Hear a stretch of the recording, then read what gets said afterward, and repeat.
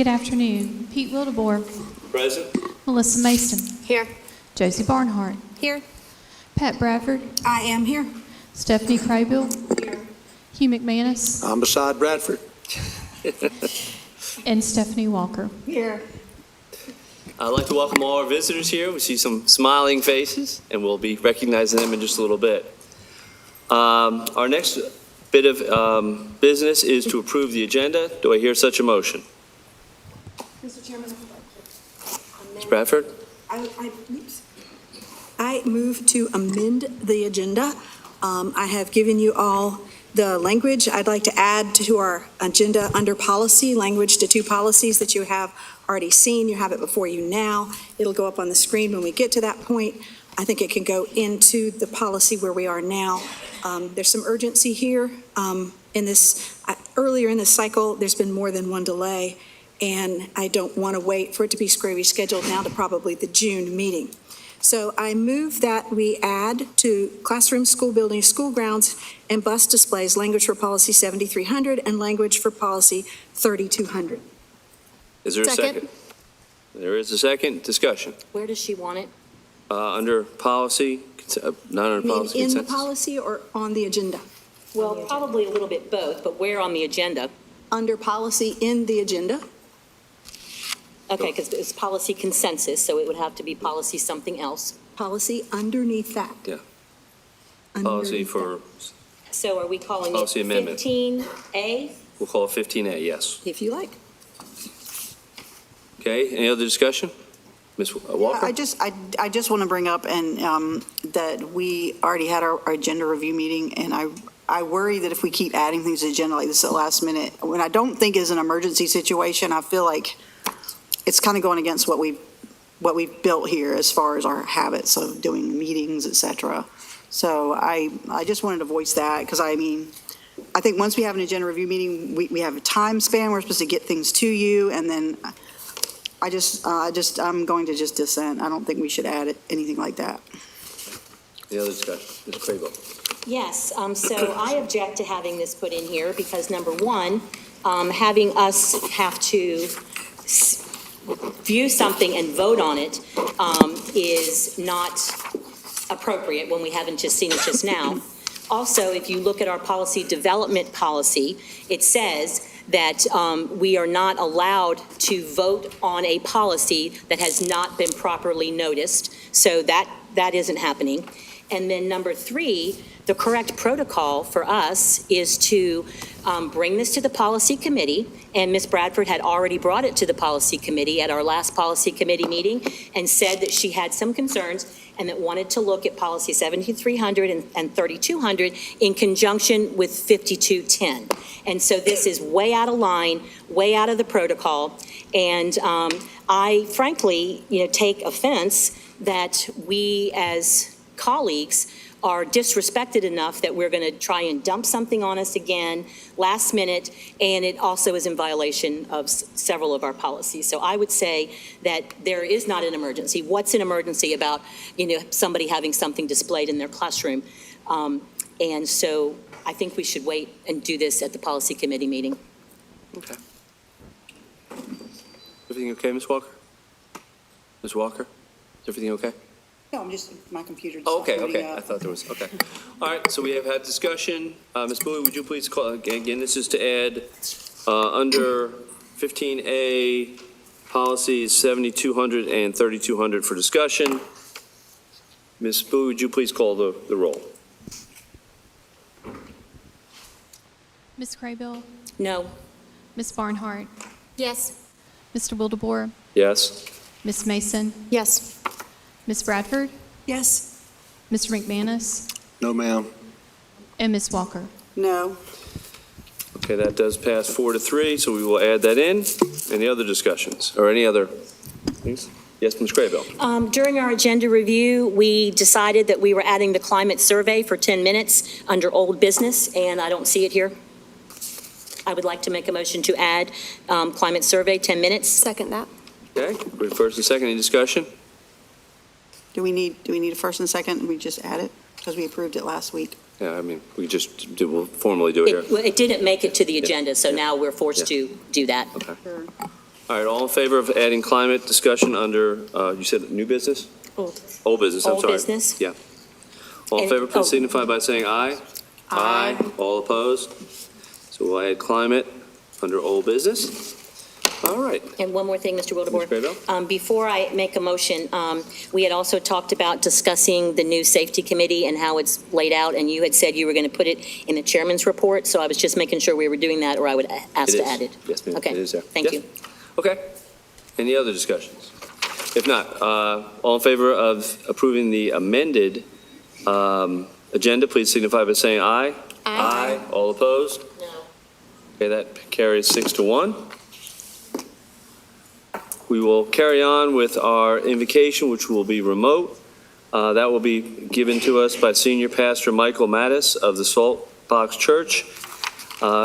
Additionally, I'm going to read everything so we have it all out in front of us. The New Hanover High School AJ ROTC, Army Junior ROTC Color Guard unit will provide the presentation of colors and is under the direction of Corporal Lance Gaither and First Sergeant David Redwine, Principal Chris Sutton. And the national anthem today will be done by Ashley High School Band Ensemble. Will perform the national anthem under the direction of Robert Parker, band teacher, Michael Perez, principal, and we have Ms. Bradford going to lead us in the pledge. So if you would please, we'll start with our remote invocation. Heavenly Father, thank you for the New Hanover County Board of Education. And Father, I want to thank you specifically for Pete Wildebohr, for Melissa Mason, for Josie Barnhart, for Pat Bradford, for Stephanie Craybill, for Hugh McManus, and for Stephanie Walker. And Father, I would ask that you would give them great wisdom on how to lead the New Hanover County school system and all the different ages on how to lead and care for the parents of the students that are in the New Hanover County system. I pray that you would give them wisdom on how to guide the administrators, the principals, and assistant principals on how to lead and care for the teachers. And I pray, Father, that you would give them not only wisdom, but great tact and tenacity and determination as they do their job. The ability to make tough and difficult decisions and then stand by those decisions. Father, I pray that you would bless each of them. I pray for unity and strength within the board. And Father, I thank you for our education system. I thank you for the freedoms that we love and enjoy in the United States. And I pray your great blessing on this gathering. In the mighty name of Jesus, we pray. Amen. This is Pastor Michael Mattis from Saltbox Church that's giving an opening prayer for the school board. Thank you.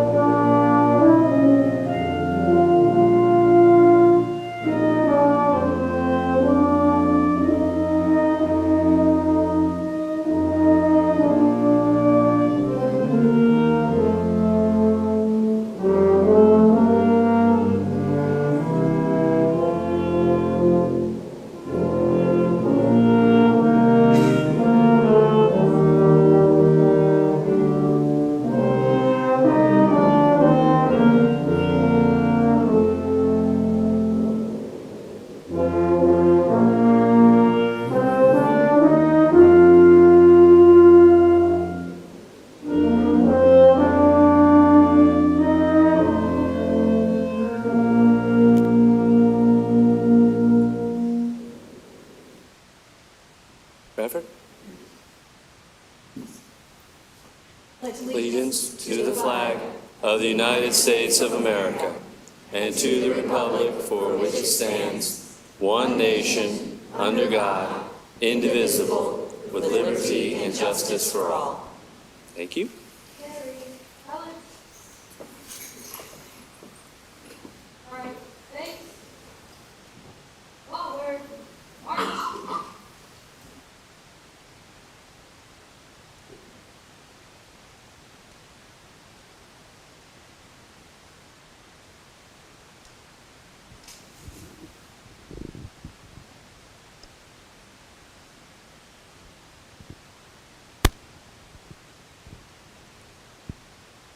Thank you. You may be seated.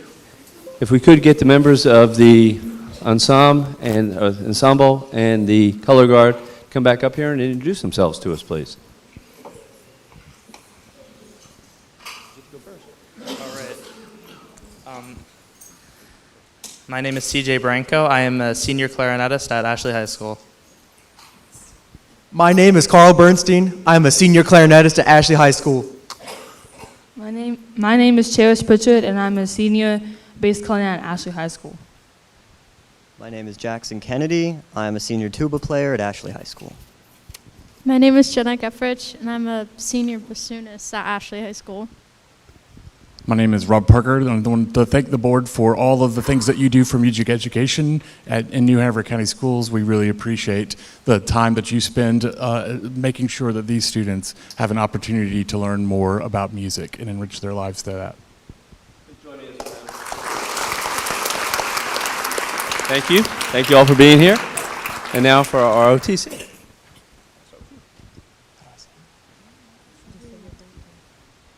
I'm Cadet Command Sergeant Major Pena, and I'm the left guard for the color guard.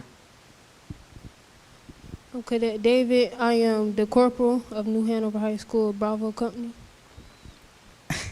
I'm First Sergeant Allen, and I'm the First Sergeant of the Bravo Company of the Wildcat Battalion. I'm Second Lieutenant Allen.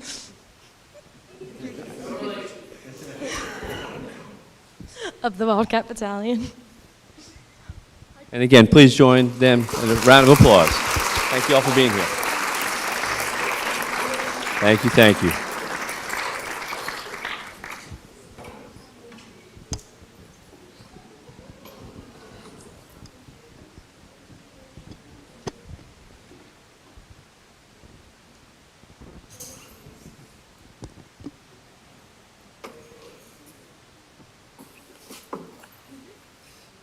We'll carry on now with the approval of the minutes. Is there a motion? I move that we approve the minutes. Second. Motions and a second. Any discussion? Hearing none. All in favor, please signify by saying aye. Aye. All opposed? Passes 7-0. We'll carry on with our recognitions. Good evening. We have some wonderful recognitions tonight. The first up is Jimmy Jordan. Jimmy Jordan started volunteering with Science Olympiad more than a decade ago when his grandson said, "Granddaddy, I need help building a pasta tower." A retired process supervisor at GE, Jimmy loves to tinker and loves a challenge, so he helped him with the pasta tower that year and the pasta bridge the next. And when that grandson entered middle school and wanted to do the flying event, the magic really happened. Jimmy has been into rubber-powered model airplanes since 1956, when at the age of 11, he bought himself a model plane and a model plane magazine to go with it. But he didn't have an adult to help him, so he tried to teach himself how to fly it. And it took years, until one day an older boy in the neighborhood took him aside, explained some rudimentary aerodynamics, and showed him how it was done. Jimmy will tell you that he's not an educated person just because he doesn't have the right credentials, but that's just not true. He can wax poetic about Newton's laws of physics or the interaction of velocity and acceleration of air to make flight possible. And when he's volunteering with students at Murray Middle and Ashley High Schools throughout every Science Olympiad season, he's not only imparting what he's taught himself over the years, but he's guiding them through the scientific method and helping them be exactly the kind of learners we want them to be. Curious self-starters, willing to experiment and admit they don't know something or can't do something yet. The operative word being yet. Last month, Jimmy Jordan was named the Science Olympiad Volunteer of the Year for the state of North Carolina for his years of mentorship and leadership in our community and all the way up to the national level. We are celebrating this recognition, but we are also thanking him. He may not have had that adult to help him when he was 11 years old and wanted to learn the science behind flight, but he has become that adult for so many of our students and changed their lives for the better because of it. Congratulations, Mr. Jordan. Please come forward to accept your recognition.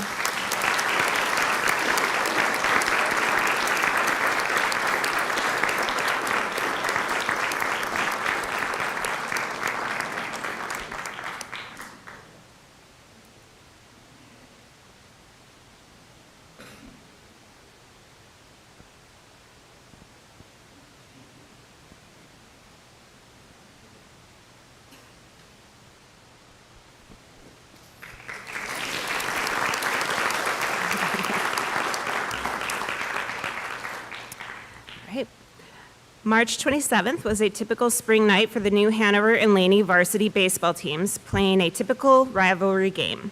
But at the top of the 5th inning, catastrophe struck when the Hanover first base coach collapsed on the field and went into cardiac arrest. 3 community heroes raced to save his life, and we are recognizing them tonight. Jennifer Jones and Jennifer Foster are Laney baseball parents and registered nurses. When they heard screaming, they ran to the field, kneeled at the coach's side, and looked for a pulse. There wasn't one. Together, they began CPR, while New Hanover County Sheriff Sergeant Justin Stiegel, who was working contract at the game that night, dispatched emergency responders, secured the scene, sent for an AED, and radioed for backup. And all of this was happening while dozens of high school players, including those who knew and loved that coach, stood by helpless. In a photo taken on the field that day, you see the Hanover team, joined by Laney coaches, in a tight circle over third base, arms around each other's shoulders, heads bent in prayer. But we are here today because last week, those 2 parents got to throw out the first pitches at a Laney-Hanover rematch with that coach back on the field. We are here today because during this National Nurses Week, we get to recognize the selflessness and intuition of 2 women who modeled for their sons and their teams what it means to be a hero. We are here today because our law enforcement partner did what they always do when they're in our schools, serve and support us as soon as we need it. And we are here today because this event showed that despite our rivalries and our borders, we are one community and we've got each other's backs. So thank you to Jennifer Foster, Jennifer Jones, and Sergeant Stiegel for the life-saving measures you took that day and for being such an important part of our school community. Please come forward to accept your recognition.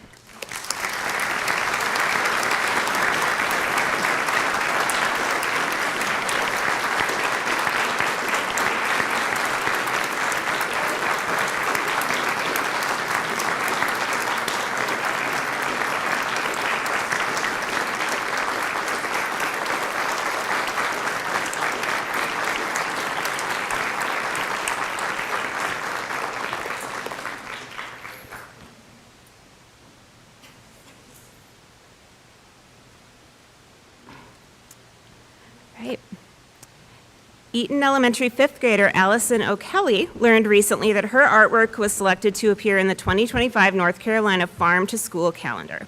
More than 3,600 students from across the state submitted pieces for the contest, and Allison was one of just 13 students whose work will be featured. Each month of the calendar represents a different commodity, and Allison chose dairy with her vibrant piece featuring a splashing glass of milk next to a carton with a pretty fetching dairy cow. You can tell from the detail and shading that Allison has gotten some excellent instruction from her art teacher, Sarah Parson, and we hope this statewide elevation of her work is just the beginning of her artistic journey. So Allison was unable to attend tonight, but we want to celebrate her with this recognition, and we can't wait to see her work in print. Congratulations, Allison.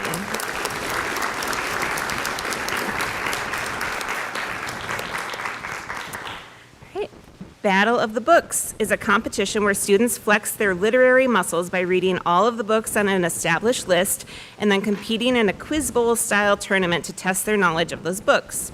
Last month, the Bradley Creek Elementary team, representing 8 students and coaches Annette Jansen and Kristen Kelly, absolutely dominated at the regional competition in Goldsboro. Competing against schools from 12 counties in southeastern North Carolina, Bradley Creek took first place, including scoring 26 points in a single round. And while these are elementary students, it's worth noting how rigorous the reading list was. Just to be part of Battle of the Books, each of these students read 15 books, totaling, and I did the math, 4,432 pages.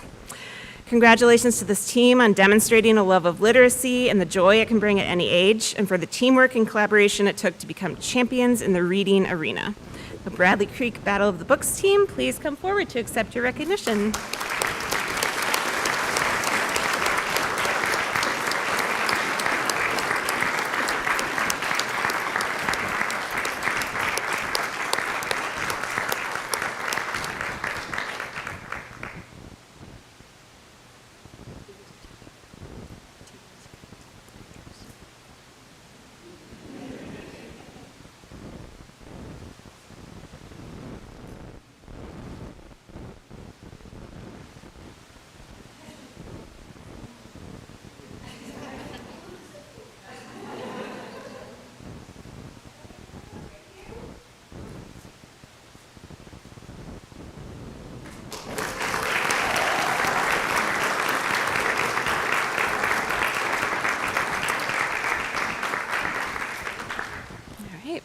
Just before tonight's meeting, we announced the 2024 winners of the Board of Education Future Teachers Scholarship. The scholarship is funded by our new Hanover County Commissioners and provides $28,000 over 4 years to each of these students, who in turn pledge to return to teach in New Hanover County schools. They have no doubt already had experiences that led them to this path. Whether they were volunteering as reading buddies for younger students, coaching in their community, helping their siblings with homework, or being mentored by one of our teachers, they have realized what they want their future to hold. Inspiring and empowering learners, holding up a mirror to the potential of others, and growing as a learner and an educator throughout a long career in the noblest of professions. Our board has selected you for this prestigious scholarship because they believe that whatever path you choose in education, you'll make a meaningful and lasting impact in our schools. So congratulations to Janelle Wells Garner of Hoggard, Gwyneth Julie Powell of Laney, Lila Sherwood of Laney, and Abby Watson of Laney High School. Please come forward.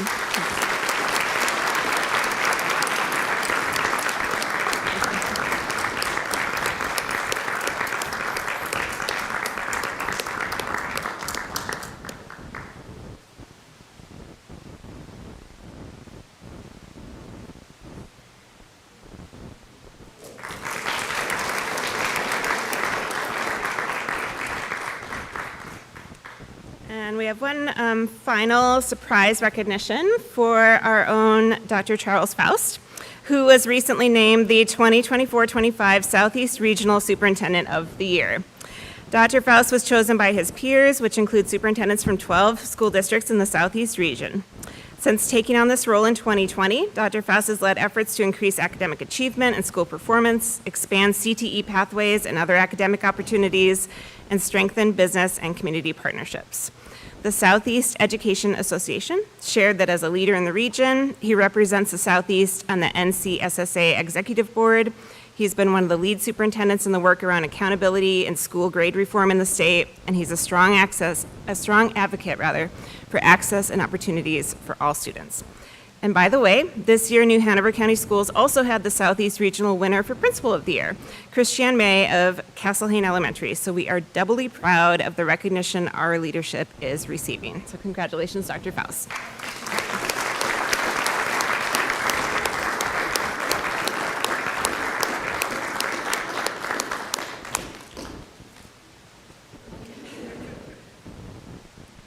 Thank you.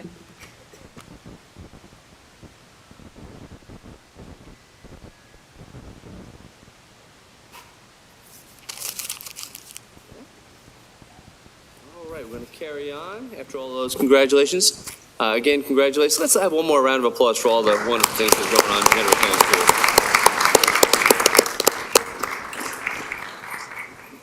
At this point, we'll carry on, with our student voice. Will the members of Student Voice come forward, please?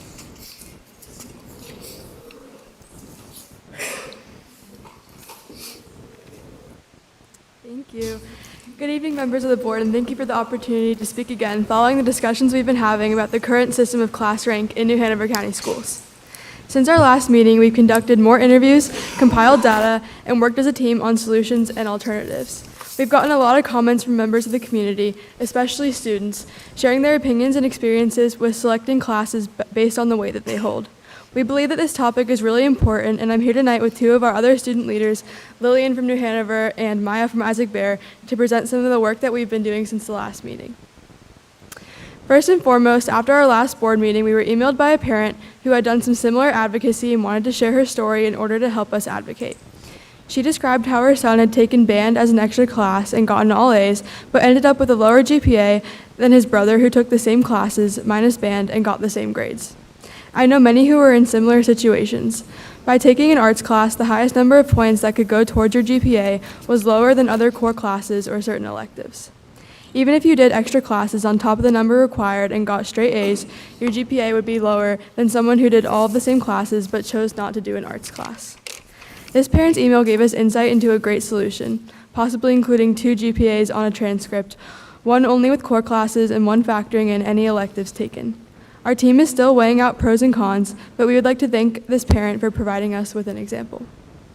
One of the most important parts of this project has been the number of students we've talked to from our schools from all different backgrounds. We feel that it is very important to represent our schools, so we wanted to share some direct opinions from those who attend schools in New Hanover County, but maybe aren't on Student Voice or don't have the opportunity to speak in front of the board. Around 70% of students we interviewed say that they have intentionally not chosen to take a class based on the weight it holds, and I believe that this statistic is cause for a discussion itself. I now want to introduce Lillian, who will discuss some of the interviews we've been conducting. Thank you all again for expressing interest in our initiative. This is a subject that many students are concerned about. When interviewing peers, many express the inequalities and disparities they have experienced with their own GPA and class rank, indicating that there is definitely a lot of pressure to take the hardest classes without leaving room for your interests. I'm going to read a quote from one Isaac Bear early college student who is willing to share their thoughts on class rank. Quote, "I feel as though class rank enforces the pay-to-play ideal. For example, at my school, almost every valedictorian has come from a private school. This is because such students were able to take AP courses their freshman and sophomore year. Furthermore, they could afford to pay additional summer classes through UNC Wilmington. One thing that is interesting is when I asked my principal to take additional credit hours and they refused on the basis of ensuring fairness across my cohort. But the game was never fair. Other students were denied the opportunity to take AP classes freshman and sophomore year, and or they were not permitted to test out of courses because it was unadvisable. I believe the class rank system is far from motivating. It prevents students from pursuing courses that interest and challenge them because they are afraid of the prospect of not doing well enough to retain a certain status," end quote. At some of the schools in our county, some have noticed that students at the top of the class are typically from private middle schools. There are also opportunities given to some in middle school that many students hadn't known that was an option, such as taking gym online or even taking high school level classes. Quote, "Kids without the resources will never get to have a chance to attempt to become valedictorian, making the playing field very unfair," end quote, another student said. One student from Hoggard also quoted, "I used to be super into arts. I took art, I did chorus in middle school. When I got to high school, I wanted to try and be the best I could be, which meant dropping electives for harder classes and spending my summers doing online classes to get ahead. Sometimes I regret not exploring my interests more because I feel that high school experience is very stressful. Conservative rank and GPA not only discouraged me from taking art classes, but it also stressed me out because I can't catch up to these kids coming from private schools who skipped all the classes their freshman year." Thank you, Lillian. I'm going to speak some of the solutions we discussed in our recent student ambassador team meetings. The main problems we see with class rank are that it discourages students from taking lower-weighted CTE and arts classes, as well as giving advantages to students who attended private middle schools and had more high school class options. We'd like to share some solutions we've looked at, and as Molly mentioned earlier, the solution of having 2 separate GPAs is just one option that has been implemented in different school systems, although not in the state of North Carolina yet. One GPA would not factor in CTE arts classes and even possibly summer classes, while the other GPA would still factor in everything. Class rank could be reported with the GPA that doesn't factor in CTE and arts classes.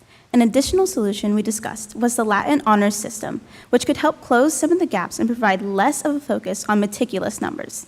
The Great Schools Partnership Organization describes how instead of honoring only a handful of students whose performance may be based on relatively small differences in GPA, Latin honors could recognize all students whose performance exceeds high academic standards. However, there are some issues with using the Latin honor system based on whether we use the weighted or unweighted GPA in calculating the Latin tier in which students are placed. One other option is the solution of eliminating class rank reporting altogether by blacking it out on transcripts or making it optional to report. As we've discussed, this solution with the team, we identified it as a solution that fixes the issues with class rank most holistically. Many school systems have gotten rid of class rank, with the College Board reporting that, according to a recent report by the National Association for College Admissions Counseling, more than half of all high schools no longer report student rankings. Furthermore, Swarthmore College also reported that only 44% of their 2023 class was ranked in high school. Not reporting class rank encourages colleges to focus on other aspects of the student resume, such as their extracurriculars, coursework, and still examining student grades and GPA without ranking attached. So going forward, we'd like to open the discussion. After this meeting, we plan on setting up meetings with the Chief Academic Officer, Director of Curriculum and Instruction, and the Assistant Superintendent for Student Support to discuss further ideas and solutions. It's important to mention that while we have heard from a good amount of students who welcome alternative solutions to the ranking system, there are of course those who think it's a good indicator for colleges to see where a student is at academically.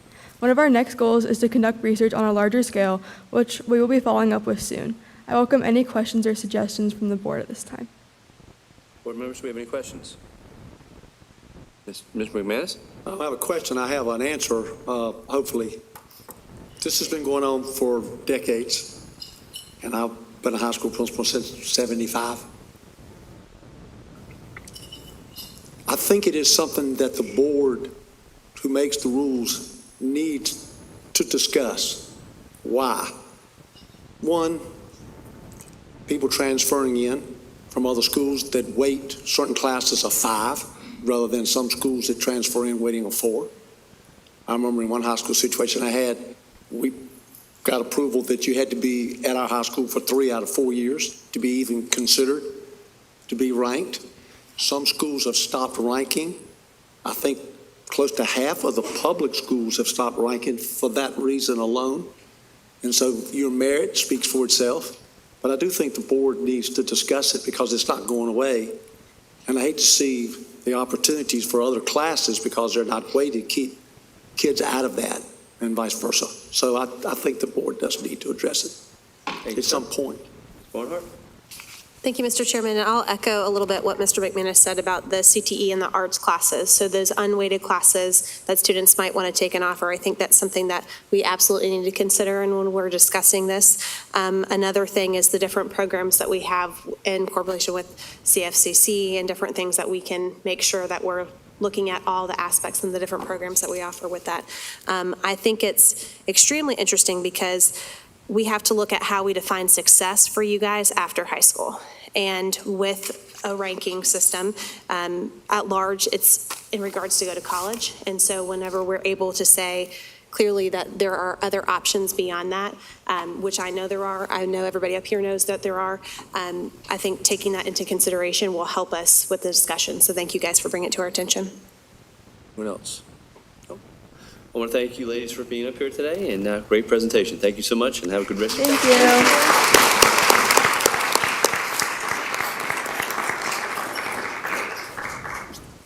Next, we will have our teacher voice.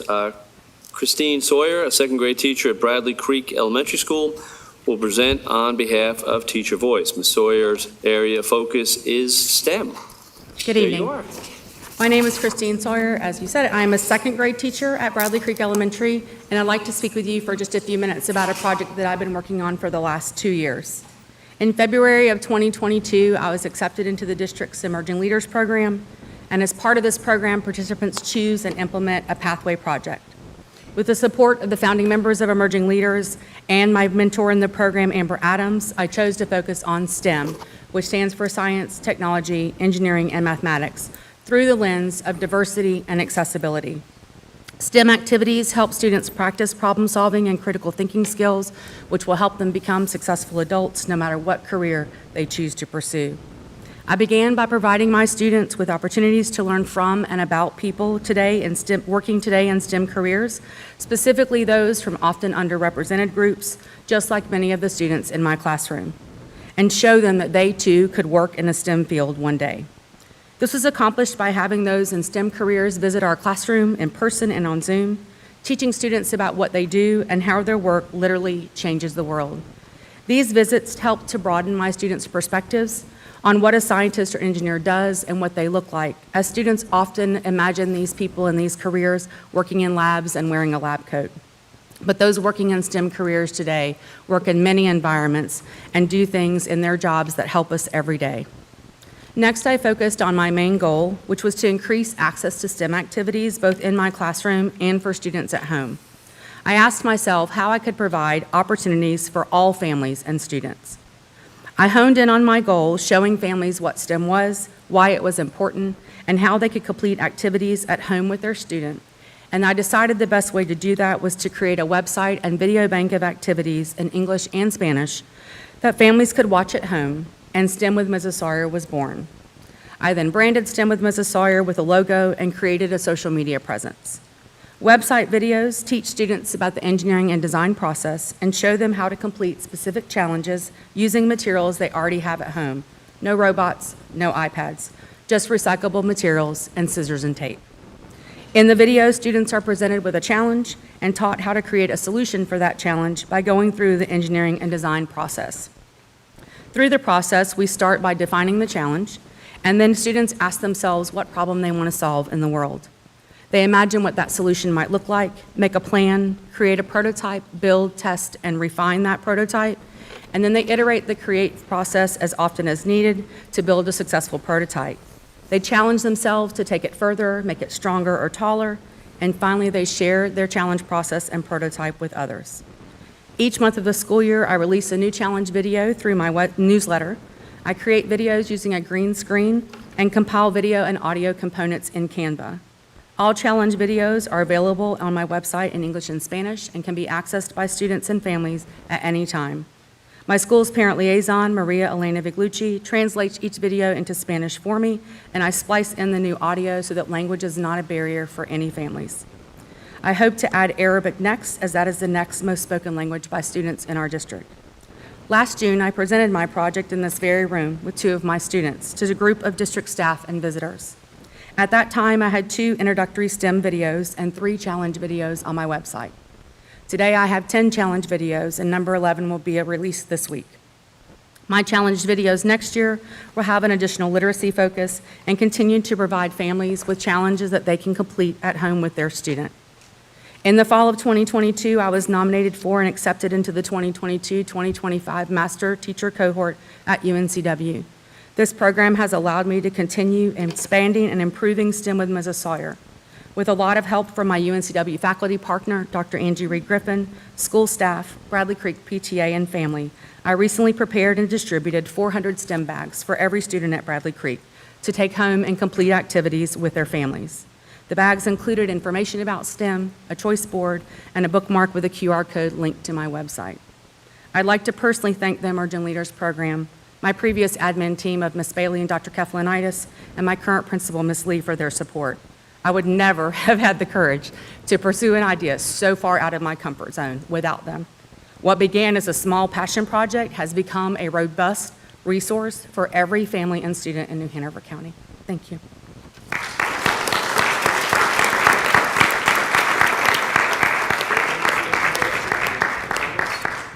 Ms. Walker? I do have a question. I'm sorry.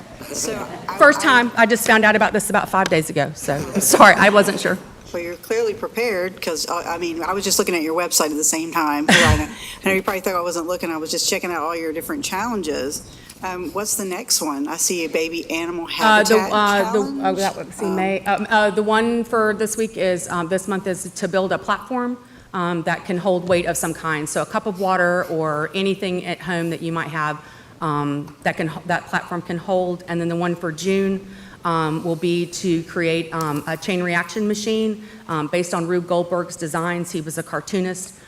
He never built any of his own designs, but he kind of became synonymous with creating that type of project. There's a whole institute for him, and there's a contest every year. And then next year, I want to focus on books and literacy that relate to STEM. What I really love is that you use things from home, because I'm forever saving the bread tabs or whatever, because I feel like you can reuse that stuff for so many things. So I like that you're putting that into that element of design. I might have a large amount of stuff in my garage from time to time. The 400 bags did deplete my supply a lot, but I reached out to my North Chase neighborhood, the families at Bradley Creek, the other teachers.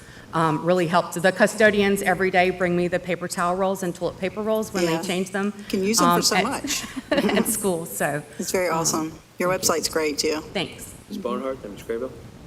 Thank you, Mr. Wildebohr. I was also looking at the videos, and I'm excited to go home and do some of these. What is the target age for the focus So of these that's videos? an interesting question. I guess I would probably say that the target age would be elementary school. However, I try to word them and create them in a way that really it's for anyone. So if you're a high school student, your approach to that project might be completely different than a fifth grader or even a kindergartner. And how you think about that process. So I'm very careful, because I'm really, I always say, like, make sure you talk to your grown-up before you get the cup of water for the platform. So I try to be careful not to say that too much, or a high schooler might be like, I don't know what she's talking about, talking to my grown-up before I get a cup of water. But I try to keep the focus broad so that any student would be able to do that. So, in honor of Teacher Appreciation Week, I can't tell you how much I appreciate the effort, because this is not required. No. This is something that you chose to do to make yourself better and to enhance the education of all of our students. And STEM is there, it's out there in everything that we do. And I love how you're reaching out in many different ways and in many different languages. And Arabic will be very challenging, I'm sure, but I appreciate the fact that you do that. I have some ideas. I think I know where to go moving forward. There's nothing like when a student comes in my room in the morning, like today, and says, Ms. Sawyer, I was going to make you a boring card, but instead I made you this frog animal habitat. So, yeah, that's great. Like, that kind of gets your teacher heart a little bit, so. And also, too, I wanted to just, thank Dr. Faust and his leadership team for having this program, to allow teachers to, I've seen so many great projects that are happening out there. Yeah, And it's amazing. You guys, you are such professionals, and you're always thinking out of the box. And This would have never happened without, STEM was a focus and something that I loved. I'm a former graphic designer, but this would not have come to fruition in this way without the Emergent Leaders Program. Yeah. And the principals who support you. Yeah. And support all the teachers out there. So Yeah, thank you very they've been much. amazing. So. Well, thank you very much, and Thank thank you you. for all you do.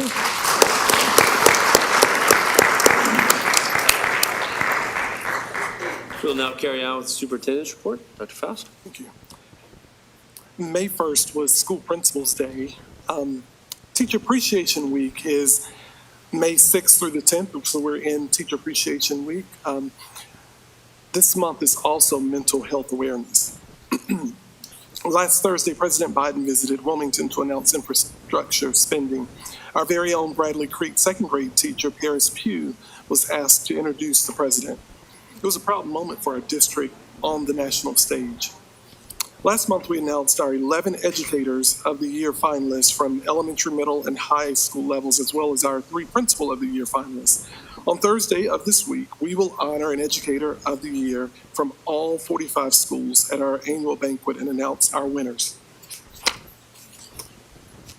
Wrightsville Elementary celebrated their 100th anniversary. In addition to current students and staff, we celebrated alongside alumni who had gone to the school there as early as 1950. SeaTech High School was one of the top 10 schools in the state named for Canopy Project National Database of Innovation Schools. The database elevates the schools that are leading the way in culture and vision. Congratulations, SeaTech. We celebrated the graduation of 88 7th graders from the Career and Leadership Development Academy, which is a partnership with the Chamber of Commerce. Next year, we will look forward to graduating well over 1,000 students, as the program will expand to 7th graders across the district. At the Special Olympics Spring Games, more than 300 athletes competed and 250 volunteers helped out as we cheered them on. Congratulations to all. Our first season of girls flag football wrapped up with the championship game. Ashley High School took first place with an undefeated 11-0 record. Thank you again to Carolina Panthers for sponsoring this initiative. That concludes. Thank you very much. Thank you very much. I'm going to be, next we'll have the board chairman's report, and I will be repeating some of those. Another busy month, CLDA 2024 cohorts 1 and 2 graduation. What a wonderful experience in partnership with the Chamber of Commerce. Congratulations to all the students, faculty, and staff, as well as our partners, the Chamber of Commerce, and all the local businesses involved. It is so important to work together with our local businesses and to have their support. Thanks again to everyone for bringing this wonderful opportunity to our 7th graders. And again, as Dr. Faust mentioned, it will be all our 7th graders next year. We are looking forward to celebrating the Teachers of the Year and the Principals of the Year. Many board members join me in surprise visits to let finalists for the Teacher of the Years be recognized and share with them their students as well as their schools. Teachers of the Year as well as Principal of the Year will be announced this Thursday evening. As we just celebrated Future Teacher Scholarships, it was a very, very tough choice. 4 young ladies rose to the top. Congratulations to everyone who participated. And again, special congratulations going out to Janelle Gardner, Gwyneth Powell, Lila Sherwood, and Abby Watson. We look forward to a great future for them. And finally, as promised, our Safety Committee. As one board member, at one board member's suggestion, it was shared with Mr. Anderson. Again, that is a overall safety committee, but then it also has subcommittees. Team 1 would be Ms. Walker and myself. Team 2, Mr. McManus, Ms. Bradford. Team 3, Ms. Craybill, Ms. Mason, and Ms. Barnhart. And again, my hope would be that before the June meeting, you would meet with your partner or partners. Focus areas, Team 1 is preventative safety, mental health, reporting methods, possibly entrance scans, safety training, and surveys. And again, my idea is that they would gather, Ms. Walker and I will gather, and probably via phone or maybe in person, and talk about other things that may be under that umbrella, and then report back to the board in June. Team 2 is school-based safety. That again is Mr. McManus, Ms. Bradford. Some things under that topic would be student discipline, cell phones, possibly bullying, safety plan, and again, others. Team 3, again, Ms. Craybill, Ms. Mason, Ms. Bradford, Ms. Barnhart, excuse me. Structural external safety, traffic safety, school structure safety, locks, cameras, and other possibilities in that area. So again, that's a start. And again, I would ask for the board members to meet, discuss their focus areas, and then to bring it back to us in June after you've had an opportunity to kind of go through that a little bit. Ms. Craybill. So the order that you listed our name, is the first person listed supposed to be the leader of the subcommittee? Doesn't that necessarily need to be. I guess that I think that the Like, who calls the meeting then? Well, I think that the 3 of you could, you know, I guess it's really up to you. I mean, that's really up to you. I think the 3 of you would get together and discuss, maybe nominate a chairperson. And do you have a problem if we attend other committee meetings so that we can listen in a little bit? Absolutely not. Absolutely not. Absolutely. Like I say. And then my final, again, is to echo Dr. Faust again, a huge shout out to all our teachers for Teacher Appreciation Week. So big time and big celebration. We've had a lot of celebrations today, and we want to continue to celebrate our teachers because they are so valuable. At this point, we will turn our attention to our audience as we start with our called audience. I have 2 copies now. Thank you, Ms. Mason. I will turn it over to Ms. Mason, and she will call the names. We look forward to hearing from you. Thank you all for being here. Thank you for participating. Thank you for caring enough to take the time out of your week to be here. So let's start with Linda Higgins.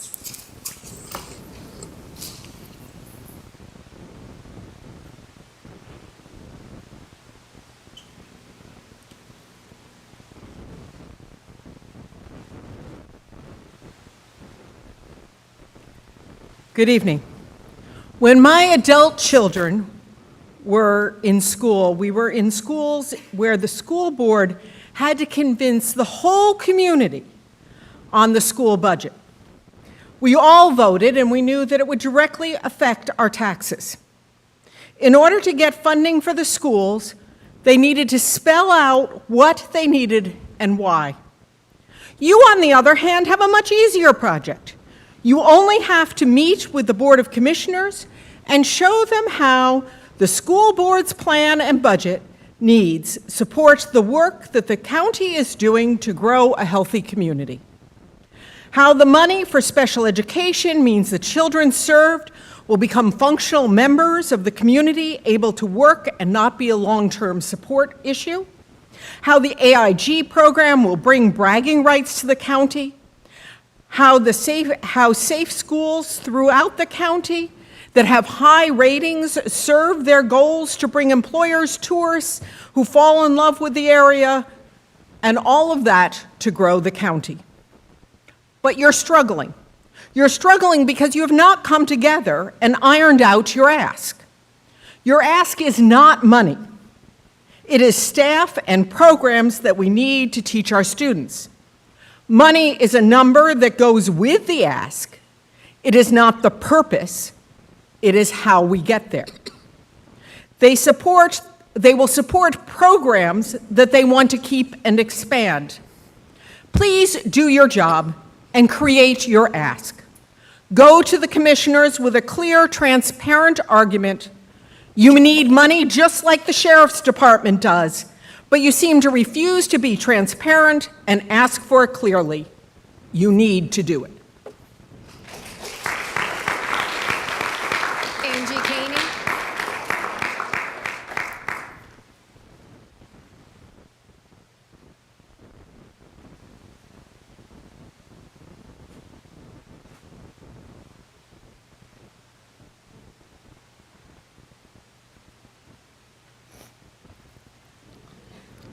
Let it go. Former board chair Stephanie Adams said that to me 4 years ago today when referring to victims of sexual assault. Recently, another current board member said that to me. Ironically, in both scenarios, only minutes before that, I was standing with the mother of one of the victims who only wishes she could just let it go. 11 months is plenty of time to complete the task on the short list of prevention strategies that were outlined for you in the settlement you agreed to. So let's be clear that it is this board, not the insurance company, who controls policies and procedures to do that.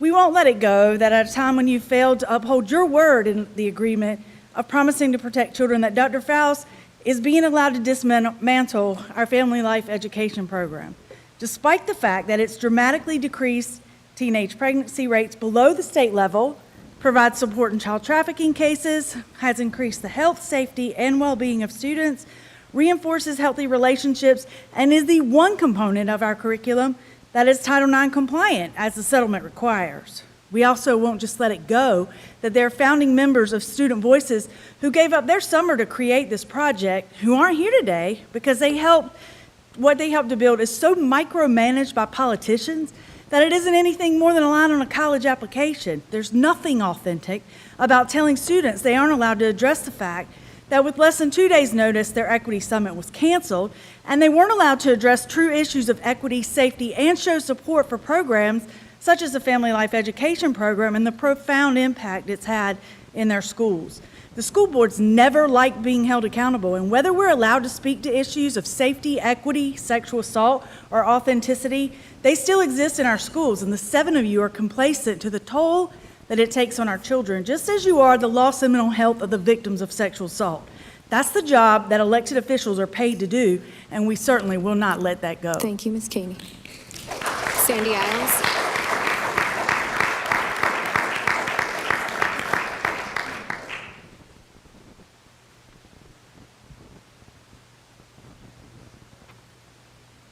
Dr. Faust, do you know the difference between the words can't and won't? I ask because you have repeatedly lied to the community and board by saying you can't ask the county commissioners for more funding. The truth is you absolutely can. A couple months ago, Wake County Superintendent Dr. Taylor publicly presented a courageous budget to their school board. He's requesting an additional $58 million.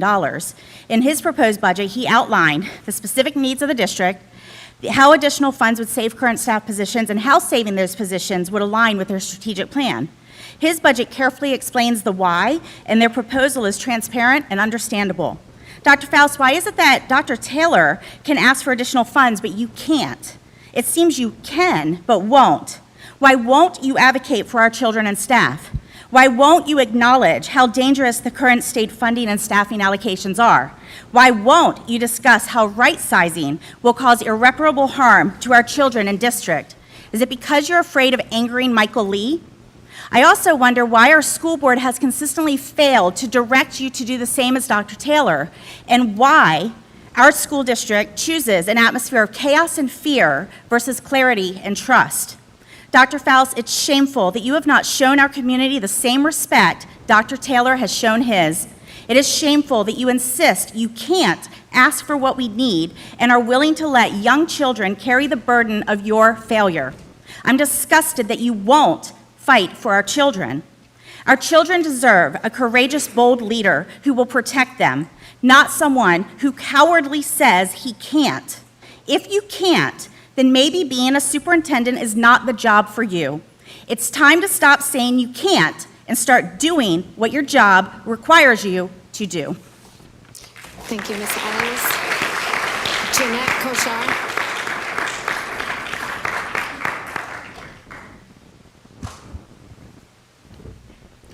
It sounds like Miss Mason and Miss Bradford had a productive meeting with the principals last month. They talked about having a principal call a parent of a 5, 6, or 7-year-old before a decision is made to suspend the child. Miss Mason reported that, quote, principals are already contacting parents, and, quote, they have constant contact with parents. Miss Bradford said, quote, we got a wealth of information from them. I was convinced that they are doing this. This is wonderful news. Now it needs to be added to Policy 4351. Why? Let me make a comparison. I was a healthcare provider for 41 years, and we had policies. Policies are a set of standards and expectations that guide the proper way of doing things. So let's say you need to have your leg amputated. There's a set of policies and procedures that the surgical team follows. One of those is to make sure they don't cut off the wrong leg. I think that would be reassuring to know that you're not going to wake up with the wrong leg cut off. This example may seem traumatic and dramatic, but I guess having my K through 2nd grader get suspended would also be traumatic to both the child and the parent. Love Our Children is asking you to add this crucial sentence to Policy 4351. Principals will call K1 and 2nd grade parents after the investigation is over and before they make a decision to suspend a student. Why? Love Your Children just added after the investigation is over because there seems to be confusion about terms like informal hearing, the investigation, due process, and a discussion. I don't think you want the surgical team to have just a discussion about which of your legs to cut off. Adding that one sentence will help maintain the positive relationship that principals and parents have and may reduce the trauma for both parents and young students. Please add Policy 4351 to your May 21st agenda. Thank you, Ms. Koshar. Jan Boswell. Jan Boswell. Good evening. I'm Jan Boswell, and I am currently the New Hanover County Chapter Chair for Moms for Liberty. And I know several of you because I interviewed you a couple of years ago when you were campaigning for your current seats. We are parents and grandparents and concerned citizens that expect all students to receive age-appropriate education. But we're currently concerned that our K-5 children may be indoctrinated by the way of sneaky propaganda that's in our school curriculums, such as the Wit and Wisdom curriculum. In regards to curriculums, we do not want our children subjected to curriculums that are grounded in social and emotional learning, because with social and emotional learning, you always find critical race theory. We don't support curriculums that teach our children anti-American ideology or that they should be ashamed of their country. We don't support curriculums where our children are taught that the nuclear family is bad or that just going to church is bad. We cannot support a school system that focuses on feelings, emotions, and insecurities in order to form our children into extreme emotional thinkers. We want them to be strong, critical thinkers. Imagine if schools put social, emotional learning aside and chose curriculums that assured that there would be no teaching of negative values, negative beliefs, and attitudes. Perhaps our children would achieve top grades and be better prepared for middle school. We will only have further division with cultural and social decline if we surrender to curriculums with social and emotional learning. Thank you. Thank you. Veronica McLaurin Brown.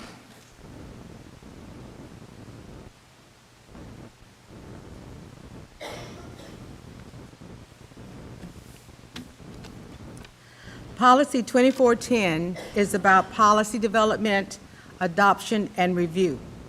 Section A of Policy 2410 states, any board member, individual, group of citizens, student, or employee may initiate proposals for new policies or changes to existing policies. Section B states, during the discussion of a policy proposal, the views of the public, parents, students, and staff will be considered. In other words, Section B tells the school board members to listen up, that everyone's voice matters, and that everyone's voice will be part of the school board discussion of policy proposals. So listen up.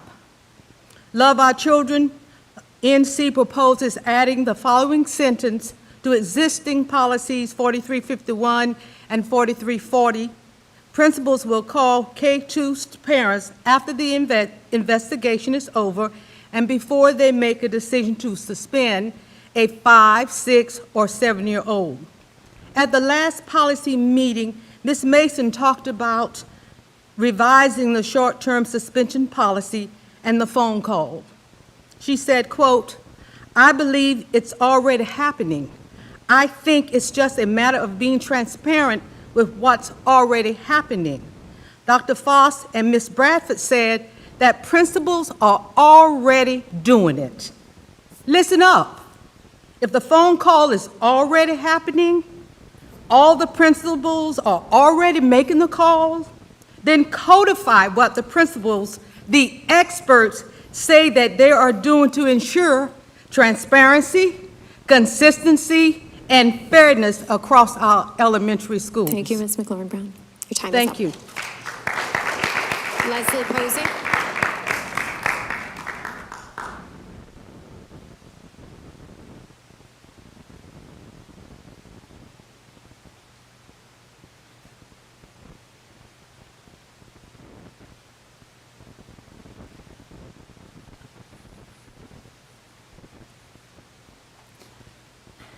Good evening. I am here tonight to remind you that your position on that dais gives you one responsibility, just one, keeping our children safe. Everything else is part of that goal. Kids can't learn if they don't feel safe. Those lauded literacy rates, test scores, whatever, won't go up if the kids don't feel safe. Keeping them safe is directly related to two items on the agenda, the budget and legal services. First, staff cuts. Safety in schools requires teachers of all levels and subjects, counselors, social workers, custodians, office staff, everyone. Lockdown drills don't make kids feel safe. More SROs on campus don't make kids feel safe. They need real educators who have the time and resources to know and provide what the kids need. Let me tell you the story of the purple folder. If a teacher realizes a child needs a break from the classroom, they will put a piece of paper in a purple folder and ask the child to take it to the office. When the person in the office gets the purple folder, they know the child needs a couple of minutes to calm down, talk, whatever, then go back to class. But if we don't have enough teachers, class sizes get so big, this kind of simple solution can't happen. Same thing if we don't have enough office staff or custodians or whoever the children feel comfortable with and can confide in. So tell the county commissioners we need that $2 million, all of it. Second, your legal counsel. Are you seriously considering a firm who had an attorney say in court, public schools aren't insurers of children's safety? Broadcast live during the civil trial brought by Mike Kelly's victims. Safety is your primary concern, or should be. If it's not, then I guess it is obvious that your purpose on this board is Thank to you, Ms. follow Posey. the Your will time of is your up. puppet masters Ms. and Posey, your destroy time is up. public education. Thank you. Lisa Goff.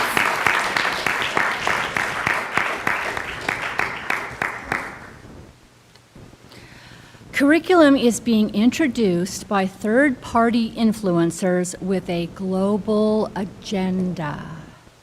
The schemes of those who promote ungodly alliances and agendas that threaten our kids in public schools are being exposed. We need to do the right thing by protecting them against the manipulative influences that exploit divisions and sow discord. Look at the division created by boys and girls sports, boys and girls bathrooms. Who would ever thought we needed Title IX? Many of you ran on this focus. We won't tolerate uncleanness or mixture with perversion. Sex is not the focus we want. Keep the focus on the basics of education. Do you think instilling dark thoughts and violent ideas won't lead to safety issues? Many of you ran on this focus too. Are you going to bow to corruption or defiance of truth? Then you're not prepared for what's to come, because the war is here now. Thank you. Kelly Wheat Rivers.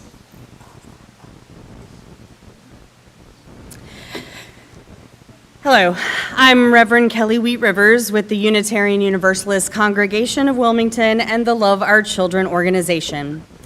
I have a second grader in the new Hanover County school system. My daughter is also a Girl Scout where they learn to respect themselves and others. In Policy 4300, Student Behavior Policies, it states that, quote, consequences for unacceptable behavior will be designed to help a student learn to comply with rules, to be respectful, to accept responsibility for his or her behavior, and to develop self-control. These are certainly things that 5, 6, and 7-year-olds are working on. It also states that, quote, strategies and consequences will be age and developmentally appropriate. If a young child physically injures another child, that is a serious problem. But I don't understand how suspending a 5, 6, or 7-year-old from school helps them learn these qualities and life skills.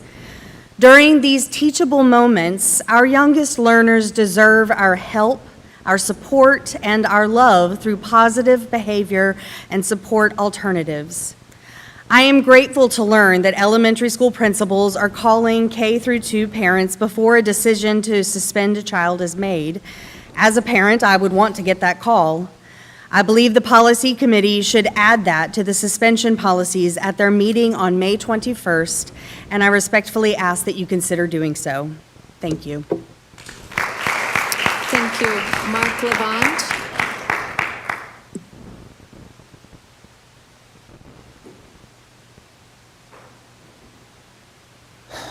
Hello, everyone.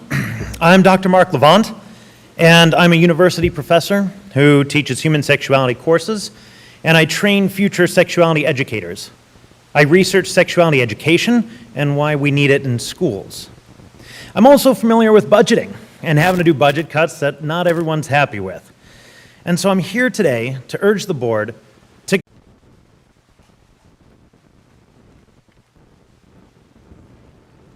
Good evening. Short-term suspension policy 4351 talks about pre-suspension rights of the student. The policy mentions the informal hearing. Dr. Faust calls it due process. Mr. Vogel refers to it as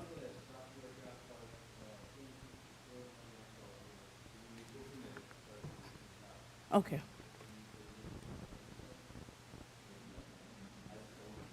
Thank you. Appreciate it. Mr. Warnebor, I think one of the people that mentioned that to me said that he got cut off before he got to answer. So he did get cut off because his 2 minutes was up. So that might be what we're referring to, too. Thank you. Short-term suspension policy 4351 talks about the pre-suspension rights of the student. The policy mentions the informal hearing. Dr. Faust calls it due process. Mr. Vogel refers to it as the school-level investigation. And when it comes to 5, 6, and 7-year-olds, Ms. Barnum describes it as a conversation. So which is it? These different terms have caused some confusion. Mr. Vogel thinks the suspension process starts with the school-level investigation.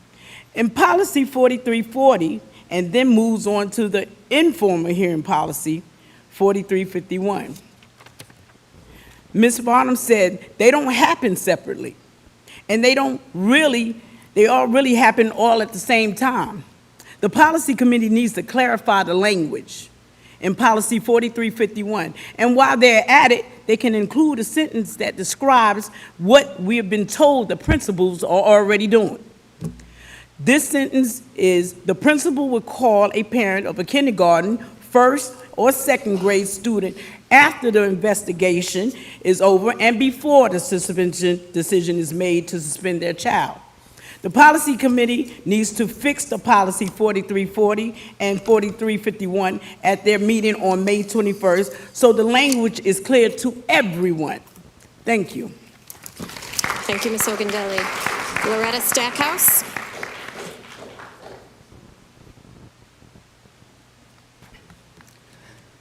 School-level investigations policy 4340 states, the school administrator shall take the following steps in addressing all cases of alleged misbehavior appropriately referred to his or her office, except when a particular board policy provides for a more specific response.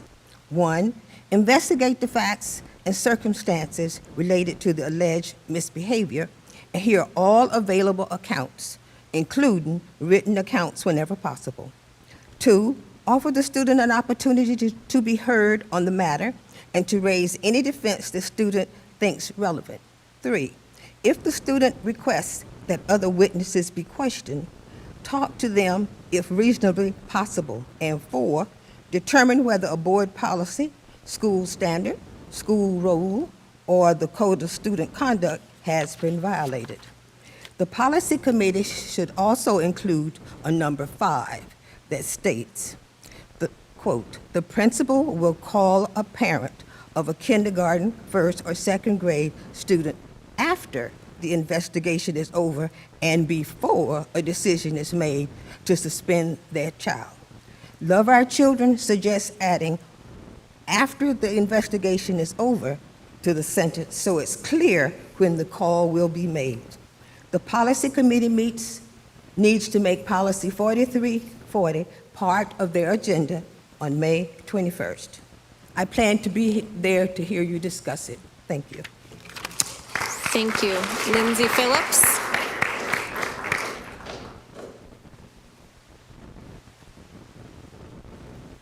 Good evening. According to the proposed budget that was presented in March, I think it must be clearly stated that out of 55 central office positions on the chopping block, 27 of those are made up of instructional positions and student support positions. Those are the people that teachers and staff rely on. Of the school-facing positions, social workers, counselors, instructional specialists, ECTAs are the positions with the highest percentage of cuts.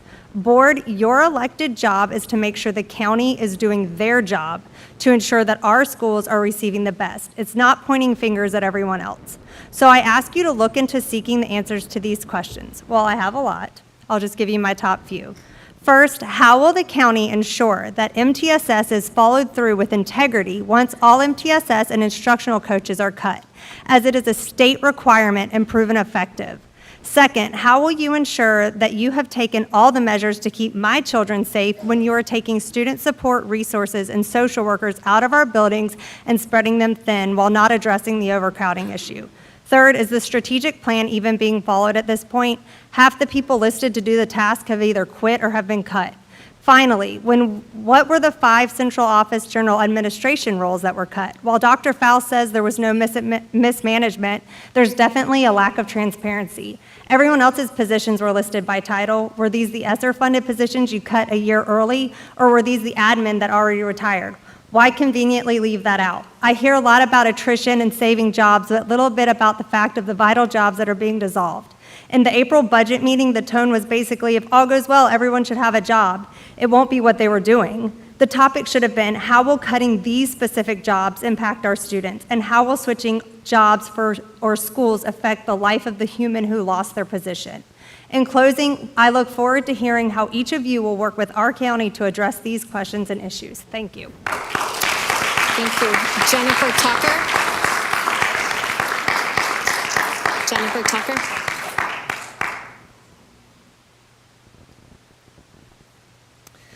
Hello, my name is Jennifer Tucker. I am a new Hanover County Schools teacher who is a part of a team that teaches almost 5,000 students annually. This department operates on a roughly estimated $400,000 annual budget. We are the reproductive health and safety education team known as Family Life Education. The 4 teachers who deliver this program to students in all the schools in grades 5 through 8 are not only certified health teachers, but we are highly trained, highly qualified, with 79 years of teaching experience in this program combined. We are experts in our field.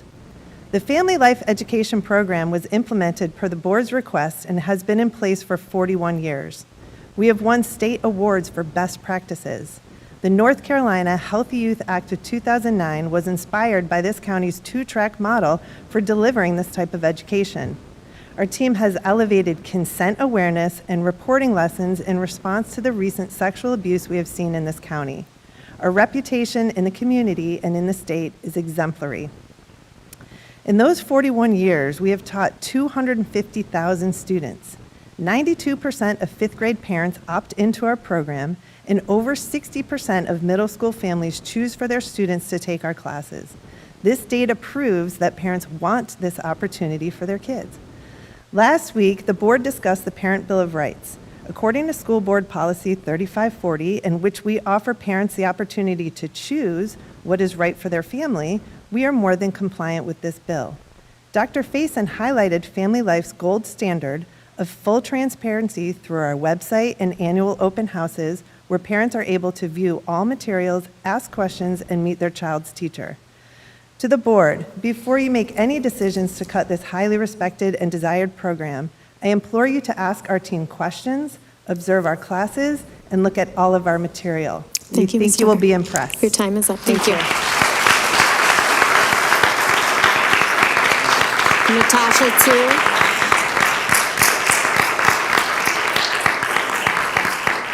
Tu. Natasha Tu.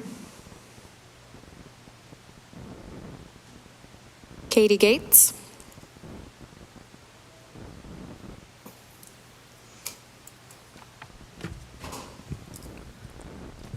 Good evening. After speaking 3 years here, respectfully, highlighting the subtle intrusion of Marxist ideology into our schools and challenging the book Stamped, I'm speaking a bit more directly. We watch the news of students around our nation who have turned into social justice advocates, supporting terrorist groups, anti-Semitism, and bent on destroying America. These deceived students were taught to hate America, God, and family, and were not disciplined. They want Israel and America destroyed. They rise against the 2 main countries in the world respecting God-given First Amendment freedoms with a constitutional Republican government structure. The irony is that some of these trans LGBTQ groups are uncovered women supporting Palestine and death to America. If they set foot in many Muslim countries, they'd be subject to execution. Palestinian refugees are not accepted in 57 other Muslim nations because they are raised to be anarchists. And American students are supporting Palestinians. Students have believed Marxist propaganda because they didn't have a strong foundation. Where do student protesters get this mindset? From school, from high schools and universities since the 1950s. And in the last 10 years, the left has even impacted K through 8th graders with propaganda and Marxist ideologies through school systems. One such example in New Hanover County is the Wit and Wisdom curriculum we paid over $1 million for in 2020. This curriculum presents age-inappropriate content, while SEL takes priority over critical thinking. The fruit of evil curriculums, texts, and teaching is now manifest over our nation. If we don't stand up and return to Judeo-Christian American values rooted in virtue, righteousness, and justice, and if we don't bring God and morality back into schools, we may not have a recognizable America. Thank you. Karen Clark.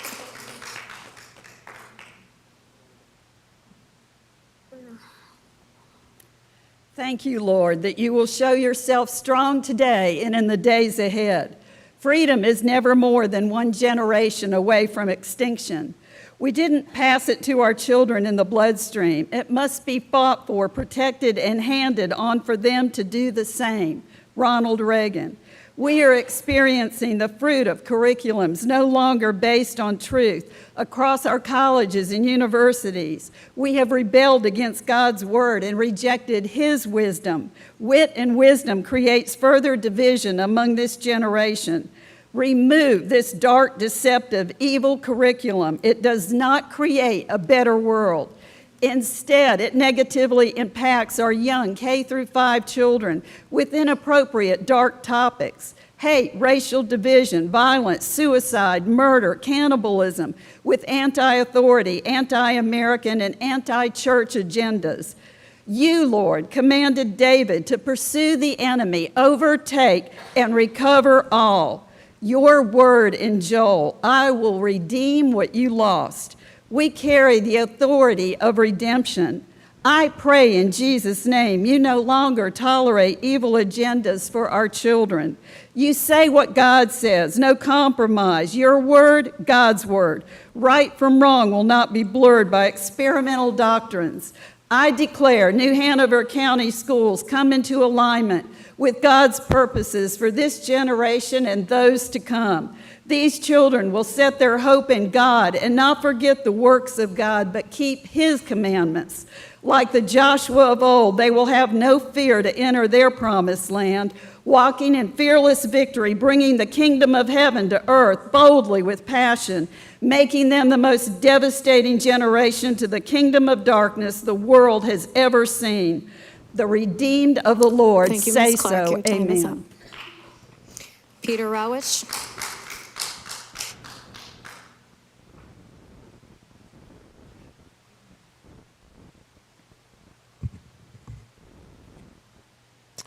Love Our Children loves subject matter experts. We remember when Ms. Varnum used to give regular updates on the out-of-school suspension data at school board meetings. She has never been invited to speak to this board about the suspension data. Why is that? Love Our Children has called on this board several times, including as recently as February, to have Ms. Varnum talk about suspensions in New Hanover County. Our requests have gone unanswered. So let's try again. Please have Ms. Varnum share the in-school and out-of-school suspension data from this school year at the next board meeting. Specifically, we'd like to see a breakdown of suspensions in each school by gender, race, and EC students. We'd also like to see the K-2 data by gender, race, and EC students. And we'd like to know the number of schools that have suspended 5, 6, and 7-year-olds. Ms. Bradford asked Ms. Varnum last month if the coding of the K-2 suspension data could be corrected. Ms. Varnum said yes. So we'd like to have that presented as well. We look forward to hearing from your subject matter expert at the June 4th Board of Education meeting. Thank you. Adele McMurtry.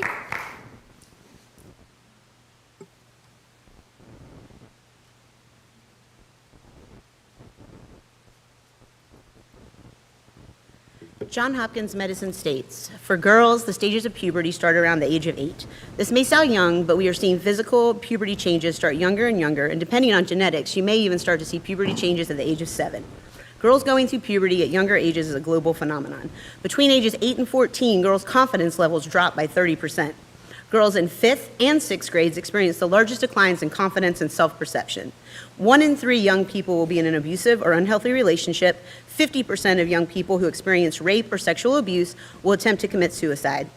As a member of this community, a parent and a mother of 2, and a survivor of past sexual assault and emotionally abusive relationship, I know our boys and girls cannot afford the loss of the Family Life program and access to comprehensive sex education it provides.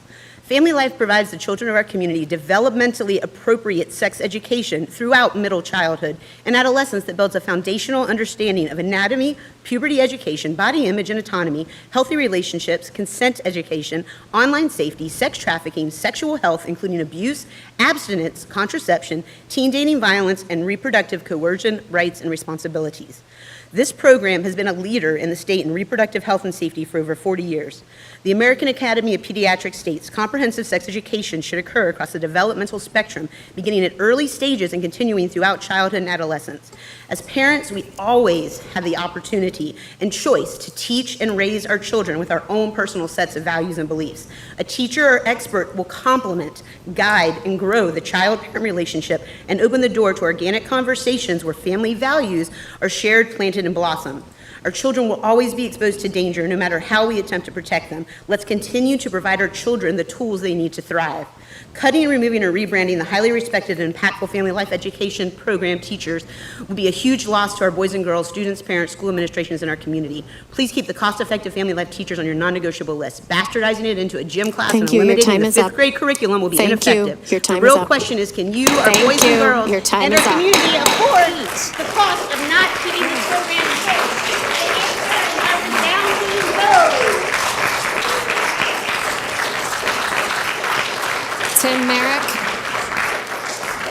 Tim Merrick. Good evening. In order for our schools to have what they had last year, we're told that we need an additional $20 million. But you're only asking the county for a fraction of that. Help me out. I don't get that. If you're only asking for, say, $4.5 million, are you saying we don't need the other $15.5 million? Are you saying we didn't really need it last year either? Are you saying that you wasted $15.5 million? If we did need it then, why don't we need it now? And if we need it now, why aren't you asking for it? Dr. Faust claims he has to produce a balanced budget, but it's your job to know better. Wake County Schools asked for an additional 50+ million. Our sheriff got an extra 18 million. It's your job to hire a superintendent, direct him or her, and ensure an adequate budget to educate our kids. You've fallen down on all 3 of these responsibilities in ways that will hurt our children. Let's take our Family Life Education, for example. Without trained professionals who know how to teach this delicate subject, our kids will be more vulnerable to sexual predators. And hey, haven't we learned that the hard way already here? And our teen pregnancy rates will go up again. More futures cut short, potential leaders lost. And that's just one program. Now, the average local funding in America for schools is $7,200 per student. Our county provides half that. So don't be cowed by our county commissioners, and don't be cowed by our superintendent. You're supposed to be directing them. You are not subordinate to them. You are responsible to our children. Please negotiate for what they need. That's why we elected you. David Perry.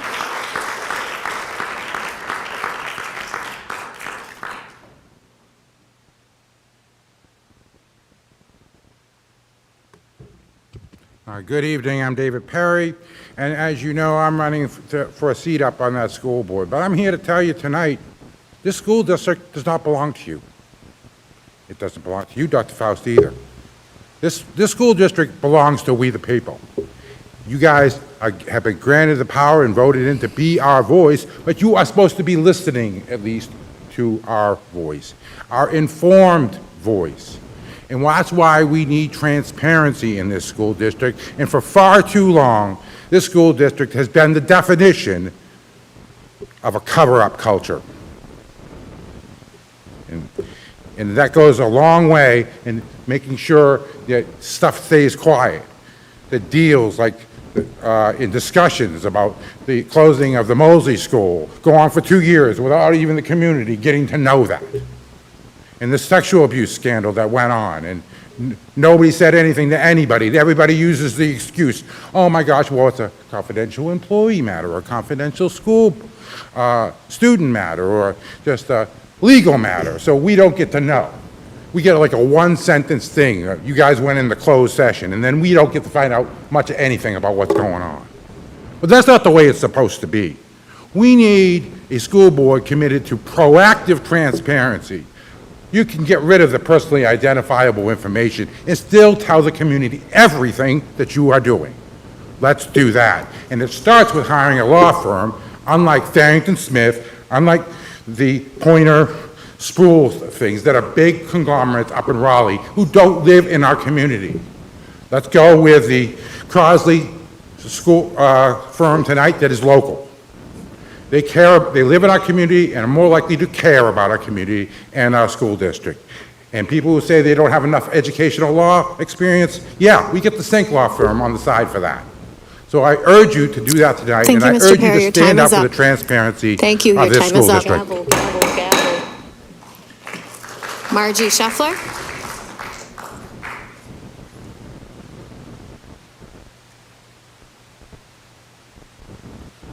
Hello, my name is Margie Scheffler. I'm a retired New Hanover County Schools Family Life Education teacher. I'm here today to ask you to preserve the Family Life Education program, including 5th grade Growth and Changes and middle school programs My Life and Stepping Stones.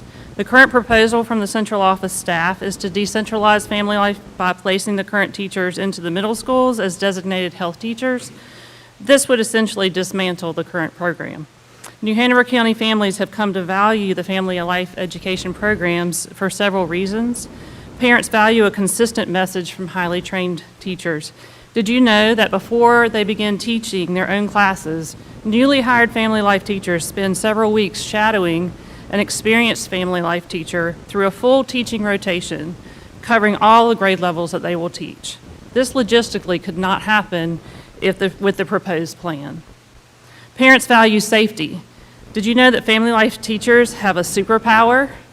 In my 18-year tenure as a Family Life teacher, the most common feedback is how comfortable the students seem to feel learning the information and asking questions in our classes. This is our superpower. The Family Life teachers work hard to set the tone for the class, to create classroom boundaries so that students feel safe. Parents value the 5th grade Growth and Changes program. The proposed plan would eliminate it, even though the onset of physical changes of puberty can be as early as 7, 8, or 9 years old. Growth and Changes includes body autonomy, sexual harassment, and how to report it. The loss or alteration of this valuable resource would be detrimental to our children's well-being. I ask you to consider how vital this program is in its current form is for our community. Let us continue to prioritize the desired comprehensive reproductive health education and parent choice as we have done since the program's beginning. Thank you. Thank you. Jana Hassam. Jana Hassam.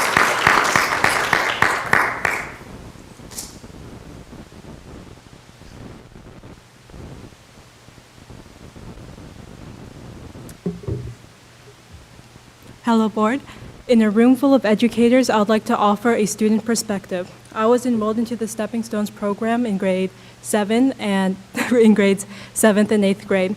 And though at the time I thought it was just a fun break from gym class, it actually offered some of the most valuable and sustainable life lessons I've ever learned in my entire educational career. I do not remember the last time I had to calculate the area of a square or recite the preamble or equalize a chemical equation. But just last week, I had to tell my friend, who is a PhD student, that HIV can in fact be transmitted through needles. I had to tell my friend, who was actually engaged, how children are created. And a very distant aunt died due to complications of a surgery called re-virginization surgery, which is something, unfortunately, in my culture is very common, which is the belief that you can become a virgin again after a rape or elective activities, can be performed through surgery. So I'd like to say, even though on paper I have the lowest have the lowest education amongst all of my extended family, I knew the most about consent, advocating for my own bodies, how diseases are transmitted, and so much more. And it wouldn't be possible without the Family Life Educational Program. Thank you so much. Thank you.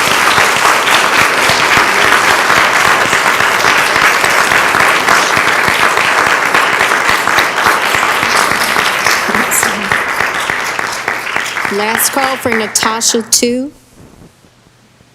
I don't see her. That concludes our call to audience. Yes.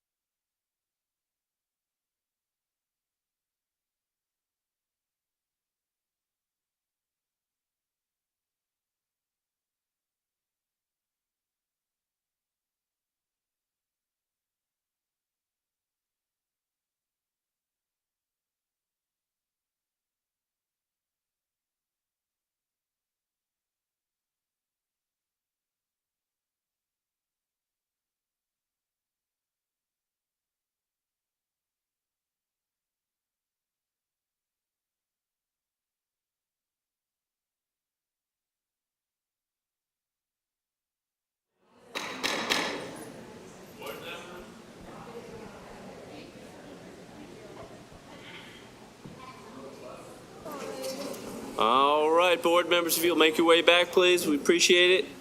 We have a long agenda ahead of us.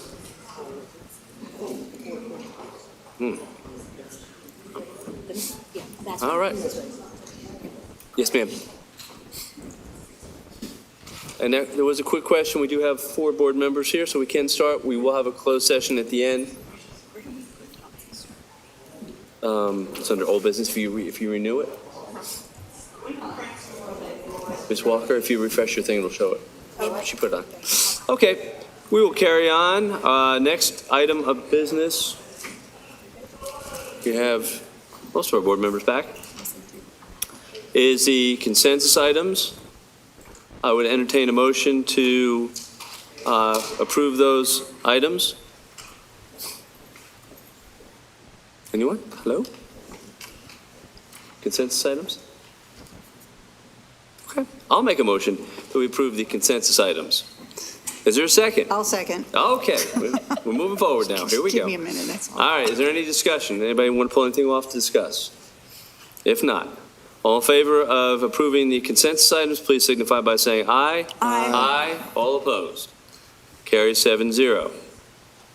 Next, we have our policy consensus. Turn that over to Ms. Mason. So on our policy consensus, we have 2 policies that were NCSBA substantive changes. Because 3460 had a part removed, we are asking to remove the policy 3460R, which is the regulation, from the manual. So I make a motion that we approve policy 3420 and 3460 and remove policy 3460R. I'll second that. I beat you all to it that time. All right, is there discussion? Hearing none. All in favor, please signify by saying aye. Aye. All opposed. Passes 7-0. Carrying on, we had added a policy discussion of 7300 and 3200. Ms. Bradford, you brought that up, so I'll allow you to begin the discussion. Thank you, Mr. Chairman.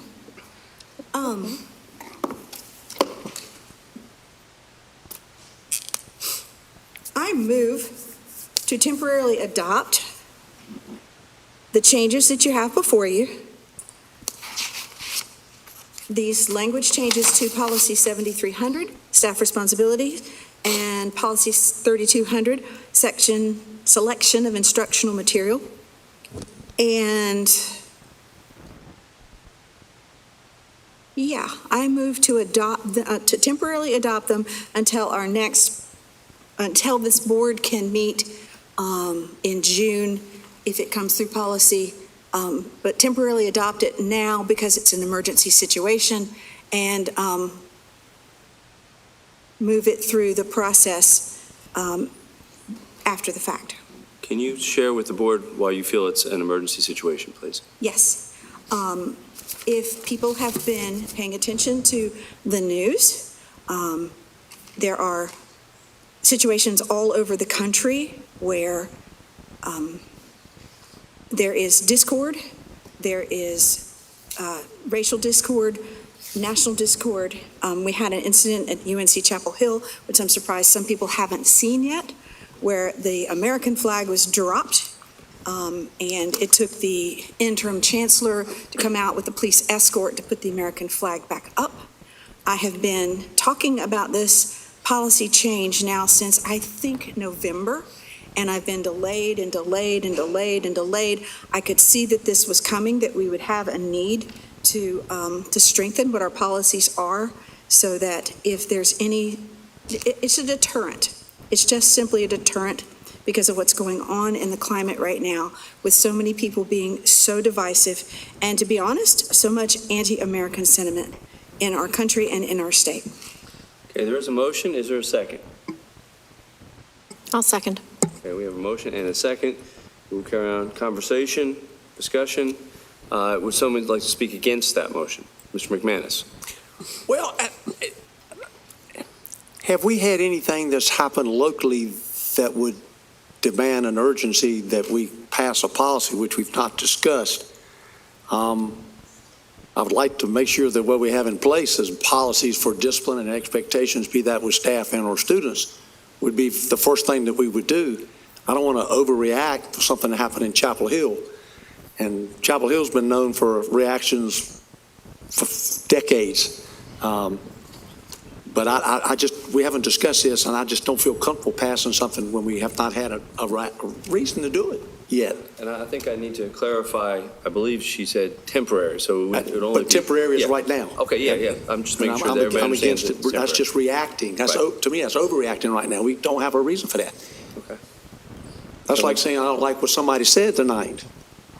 That doesn't understand what we do. Well, we need to pass policy right now. We're not going to let people speak anymore. I mean, I just don't think we need to react to this. But anyhow, I didn't say Out in that. favor. Barnhart? Mr. Chairman, I don't believe that our schools should be a place of activism. And the reality is, I know as former policy chairperson, this was something to question, to even say, what are the grounds? What is the jurisdiction as far as school regulations that are feasible? And so I do feel the sentiment of my fellow board member, the cause of concern, just to lay those expectations. Because when you have different school personnel, different parents coming to you and say, what's the protocol with a display about Palestinian flags in the school? What's the protocol of display of Israeli flags in the school? And my comment to them is, I don't believe that school should be a place of activism. And so the reality is we don't have said such policy so that there is room for interpretation at every one of our schools. And I would like to see this policy move forward. Ms. Walker had her hand up first. I have no problem. I mean, I'm an American. Obviously, I was born here. I have family that goes very far back. I don't see this policy. First of all, I don't know what temporary means. I don't think we've ever passed anything that was temporary. First of all. Second of all, it seems like more of a restrictive policy than a positive policy, because we already display American flags and North Carolina flags. We already do that. So what this looks like to me is that you can't display anything else. And I don't know where that goes. I feel like it's clear that it's in support of everything that's American, which is fine. That's what we already do. But it looks, I mean, we all took an oath to the Constitution. To me, that's the highest law that we have. And I feel like if you do this, it's almost like we're trying to restrict people's speech. I personally also have not seen anything that, has risen to the level of an emergency policy. I just don't understand why we would be doing emergency policies. I don't get it. The proper way is you do it through policy committee, you have a discussion, you allow the public to weigh in on it. That is America, and that is democracy. But to pull a policy that most people have not even seen and just say, we got to pass it right now, it does not make any sense to me. So I'm very much against this. Until it goes through policy and we have a robust discussion and let the community weigh in on it, I don't see how we can do this. I just don't think it's right. And Mr. Vogel, would you please let us know or share with us the terminology, the temporary versus the permanent? I think that's a big key discussion. Yep, absolutely. Thanks, sir. Policy 2410 on policy development does require the board to go through a formal policymaking process that includes submission to proposed policies, whether it's a new policy or revision to an existing policy, through the superintendent and the policy committee. But policy 2410 also provides for temporary approval. That provision of temporary approval is within a subsection regarding new policies. But if the board wants to temporarily approve a policy pending formal consideration through the policy committee, I think it would have a strong legal basis to do so, so long as it justifies what the emergency condition is or special event that will take place before the policy can be formally adopted, because those are the elements within policy 2410 that would justify temporary approval pending the board's formal process. Okay. So we have had a person speak out against it. Do we have anybody who would like to speak out for it? Ms. Bradford? I appreciate my colleagues' comments, but I have found that being proactive versus reactive is a much better way to approach things. And if you watch the County Commission's meeting yesterday, they are being proactive on what's going on county property. This is a proactive measure. If nothing happens, we're fine. So I do not want to be in a reactive situation. I do not want to have the police come onto one of our campuses and deal with an issue without having something in policy that sets out where a policy violation could occur. Thank you, Ms. Craybill. So, just so I'm clear, are we talking about, which one of these policies are we talking about? Right now, we're talking about both of them because they're brought up together. So we're doing it as a lump? Yes. Okay. Well, first of all, I want to say, the last time I looked, we are not an authoritarian nation where we seek to squelch the voices of dissent or those that are different. So why then would we want our district to be doing that? So, Dr. Faust, first of all, and then so next, policy 2330, letter B, second paragraph, says no action can be taken on a policy that has not been significantly noticed. And so which policy are we going to go with? Are we going to go with the one Mr. Vogel suggested, or are we going to go with policy 2330 that says that we cannot? So yeah, you can look it up. And then, so we also, policy 3200, which is the one online that we're talking about inserting there. The policy we're looking at is old. It was adopted in December 2020. A quality review checklist is no longer required. I would think that our curriculum liaison and policy chairs, past and present, would already have picked up on that to know that we've already looked at this policy several times and it has not come up. In policy 7300, to me, this is just a pile-on of policy 7205, which is more disrespect of our educational professionals. And I'm thinking that Dr. Faust, he sent us in a board memo a very long list of what everybody has in their classrooms at all levels. And there are things in there like pictures of my husband, pictures of my wife, pictures of kids holding hands, pictures of, let me go back to it real quick, sorry. I tried to memorize them all, but I couldn't.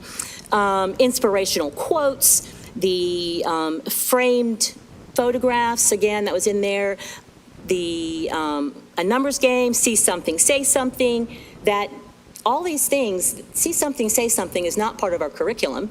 And actually some of the curriculum may be that we're taken out, that we want to take out some of our social emotional learning or these kind of things, or some of our family life kind of things. So those aren't, we're about to throw out those, curriculum kind of things. But our schools are going to be looking more like prisons. Even inmates can have pictures of family and special interests on the wall. And these are First Amendment rights that we're taking away from teachers and students. We're sending off our future teachers who all said that they wanted to make our classrooms more inviting and engaging for all students to make sure that everybody felt included. And now we're sending them with the message that we don't value this at all and we're not even going to allow it. So I'm having a real hard time with that. The Policy 2120, Code of Ethics, letter A1, says we need to obey all applicable and state and federal laws. This, to me, is a Title I, a First Amendment right violation all across the board. We have a curriculum committee meeting on May the 20th that will be led by Dr. Faison and Dr. DeWalt, where we'll talk about 3210 to be discussed. Why is this an emergency? That we have not had that kind of stuff in our classrooms at all, and we have had some students making fun of others, but that wasn't because of anything that was posted on the wall in the classroom. We had some people on this board that wanted us to have teachers take down signs that says this is a safe space, where students who want to come and talk to teachers about issues going on in their family, they're not even allowed to have this would not allow them to even say, I'm inviting, I'm welcoming, you can come and talk to me. So I'm just looking at this going, wow.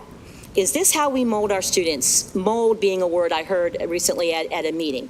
What's the difference between molding our students to think the way we want them to think versus indoctrinating our students?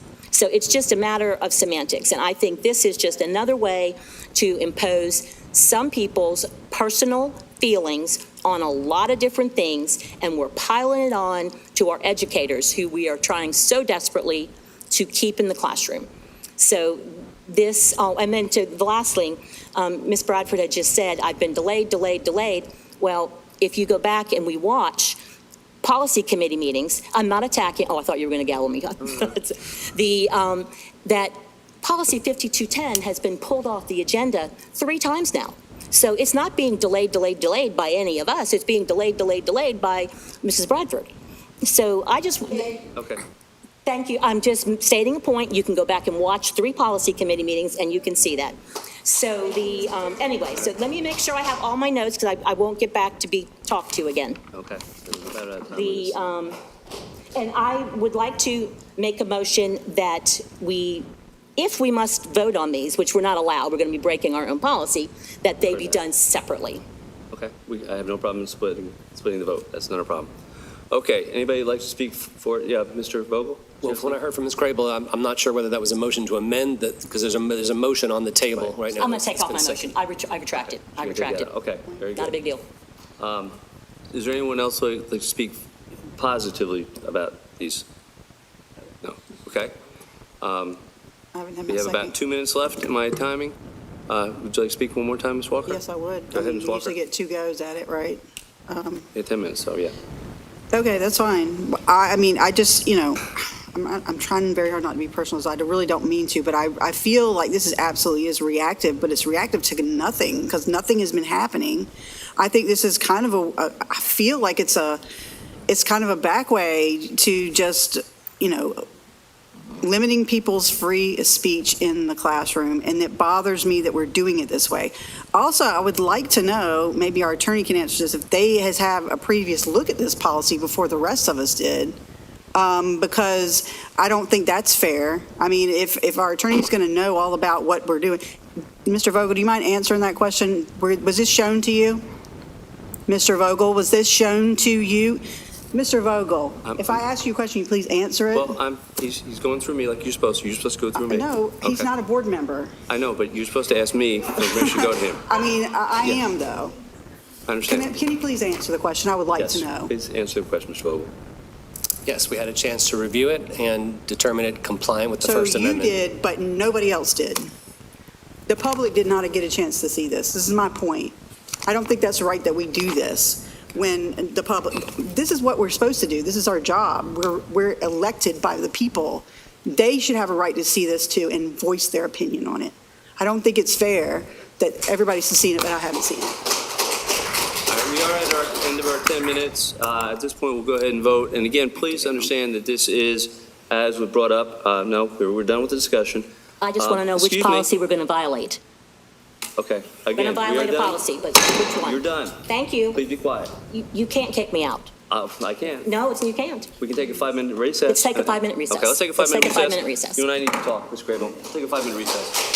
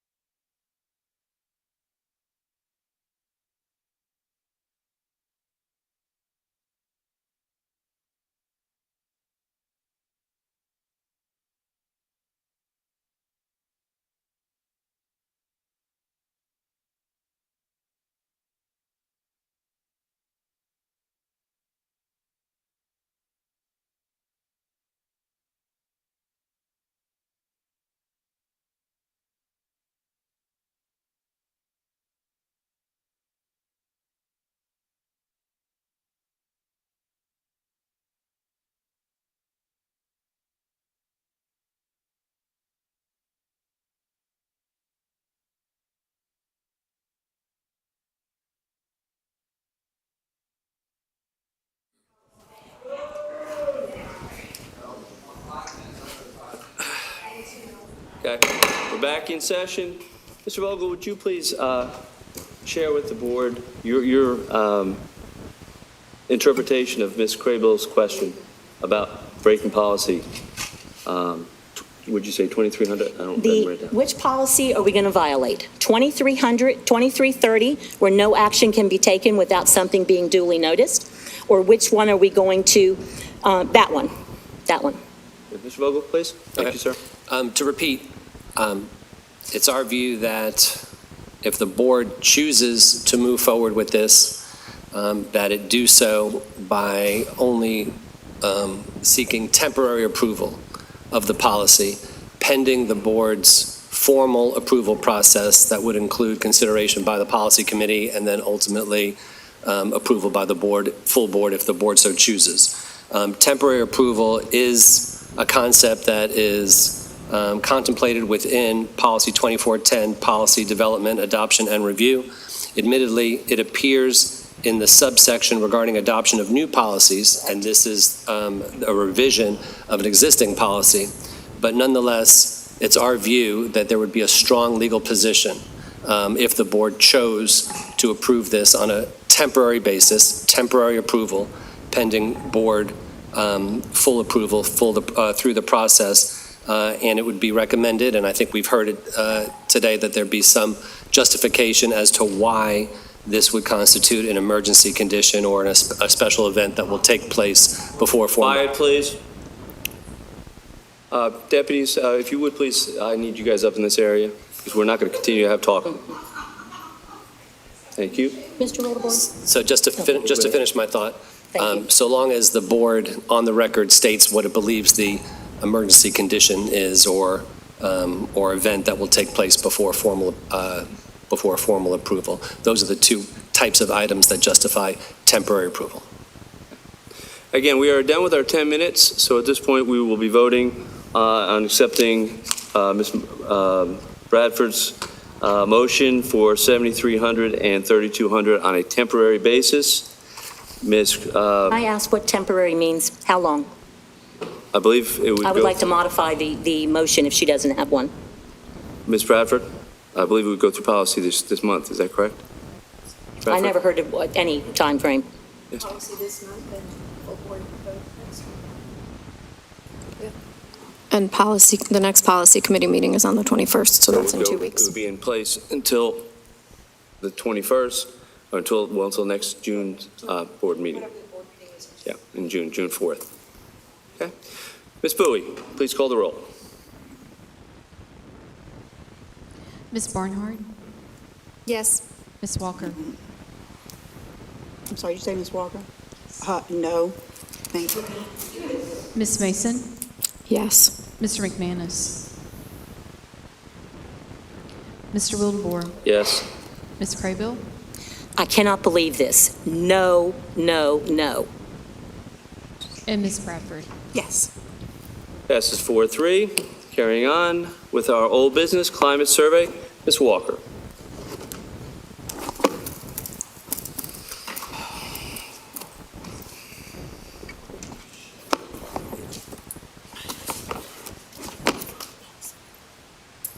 I think it's breaking the law, but. Okay, we have a climate survey coming up. Ms. Walker is taking the lead on that, so I'd like to share. Sorry, Mr. Chair, I just needed a minute because I didn't have the words. Okay, take your I don't time. have the word. Take your time. Okay, so basically, the board voted to do a climate survey of staff. I have, Mr. Chair, it gave me, Mr. Wildebohr gave me the task of compiling all the questions, and I have done so. And so at this point, I have got them all together, and I do have them printed out here. I will give them out to you after, because Ms. Barnhart wanted to see the list. All I did was put everybody's together, and I just put it in a list. So I have that to share with y'all.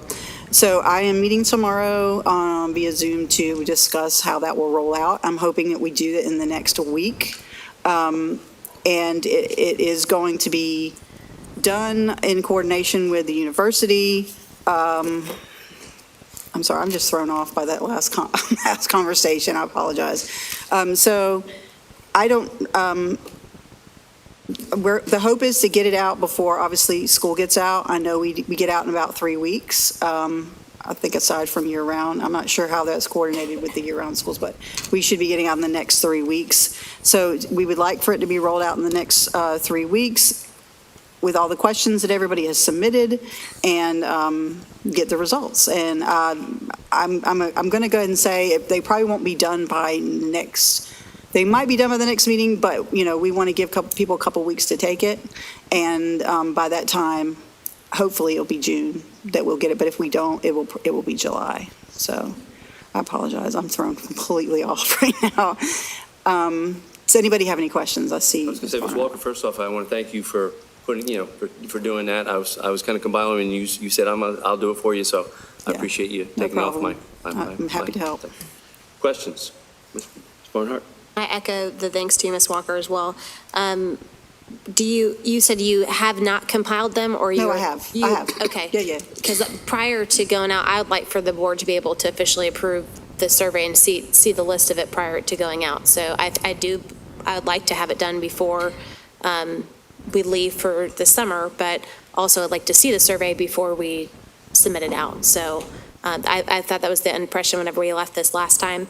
And then as far as you said, the UNCW School of Government, they will be the ones collecting the data? No, that would be UNCW School of Education. Okay. So it took time for board members to get them to me, and I wanted to make sure I gave everyone time to send them. And so I have that. Now I have them. So, and that happened probably later last week. So it's going to roll out as it rolls out, which means when people get me the things, then it'll happen. But yeah, I'm going to have a discussion tomorrow, and I will keep you all up to date on how that progress goes through email or however. Call me, and I can tell you. But I did compile everybody's questions here. So, and I have brought everybody copies. So. Okay, thank you. Any other questions? No, thank you. I'm just, I was agreeing with Ms. Barnhart that it would be nice for us all to see, and that we are respectful of each other's decisions to put those down and not to veto some questions because you don't like them. Pasted, so I didn't change anything, remove anything. It's just everybody, but I don't have everybody's names on them. I just figured y'all knew whose questions were. Just out of respect for everyone, just have them in a list. Thank you. Ms. Bradford and Ms. Mason? You had said that you were meeting next week by Zoom with whom? Professor at the university. That's going to help with somebody in the School of Education. Mm-hmm. Okay, and if we've got 4 weeks until our next meeting, and we want to get it out before school ends, which is in 3 weeks, I just see we want to get it in the next week. We would like to get it out in the next week. Okay, so get it gives it them out a in the couple next weeks to week. answer. Yes. Yeah, it should. Once the questions were submitted, then I was able to do the next step. And so yes. Where in there would we, like Ms. Barnhart said, where in there would we be able to see it? Once the questions they get the questions and we can get it in, then I should be able to send it to you guys. Ms. Mason? And my question would be, did you find many duplicates? Did you take out any duplicates, things like that? Thank you for asking that question. That's a very good question. So that's what we're going to talk about tomorrow, because the teacher working condition survey just came out, and so there may be some duplicates from that. We don't want to repeat what's already been asked, because those results came out. Anybody can go on there and check out all the results of that. But that's what we're going to do. We're going to make sure there aren't any that are repeaters on there, but, and drill down on what you guys have asked us to drill down on. Can you give us the total number? I know you're going to give it to us in a minute, but. Like I said, without going through and eliminate the ones that was already on the teacher working condition survey, I don't know, but I can do that tomorrow. Okay. I can say it tomorrow. But like I said, I have them all right here, so I can just hand them to you and you can look at them. Some of you may have duplicated some, but I felt people asked slightly different things, but it ran the gamut, so I'll show it to you. And if you have questions, just let me know, and I'll be happy to answer if I can. Other questions? Once, going twice, going 3 times. All right, Ms. Walker, thank you very much. Going on to new business. Well, before can I ask a question? Yeah. Yes, ma'am. Just before we move into legal, since we're going to be talking about that, What is this board's expectation of Dr. Faust about things on the wall? Are we expecting that principals go through and sweep their schools tomorrow and start and take away from instruction time to rid their classrooms of things, or are we expecting teachers to come in early or stay late? I'm just curious as to how that, I know Dr. Faust is going to manage all that, but I just want to see what our board's expectation of is this ridiculous thing we just did. I'm not going to even answer that, the ridiculous thing. All right, take out the ridiculous. This thing we just did. I appreciate that. I think we'll give Dr. Faust a little time to look it over, and I'm sure he'll come up with a very succinct plan to work with it. Okay, so if I walk into a school tomorrow and things are still on the wall, am I supposed to report people? If I go into the school on Friday and things are still up, am I supposed to report people? We will share, again, we will trust that Dr. Faust will carry it on as he does with all the policies. Carrying on to legal services. My thought on this is we'll have a robust discussion of this, giving everyone an opportunity to be heard, and then we will take a vote. We have 20 minutes allotted to this, so that should give us plenty of time as long as all the board members do understand that we have 7 members. So that gives us approximately 3 minutes each, a little less than 3 minutes each to speak. And if we can do that, that would be wonderful. But let's start with, does anyone have a motion to start out with? Sorry? I move that we adopt Pointer Spruill as our legal counsel. Okay, we have a motion. Let me get my pen out. Motion to adopt Pointer Spruill. I'll second that. There's a second from Ms. Walker. Okay, we'll start discussion there. Who would like to speak out in favor of Pointer Spruill? Say it right.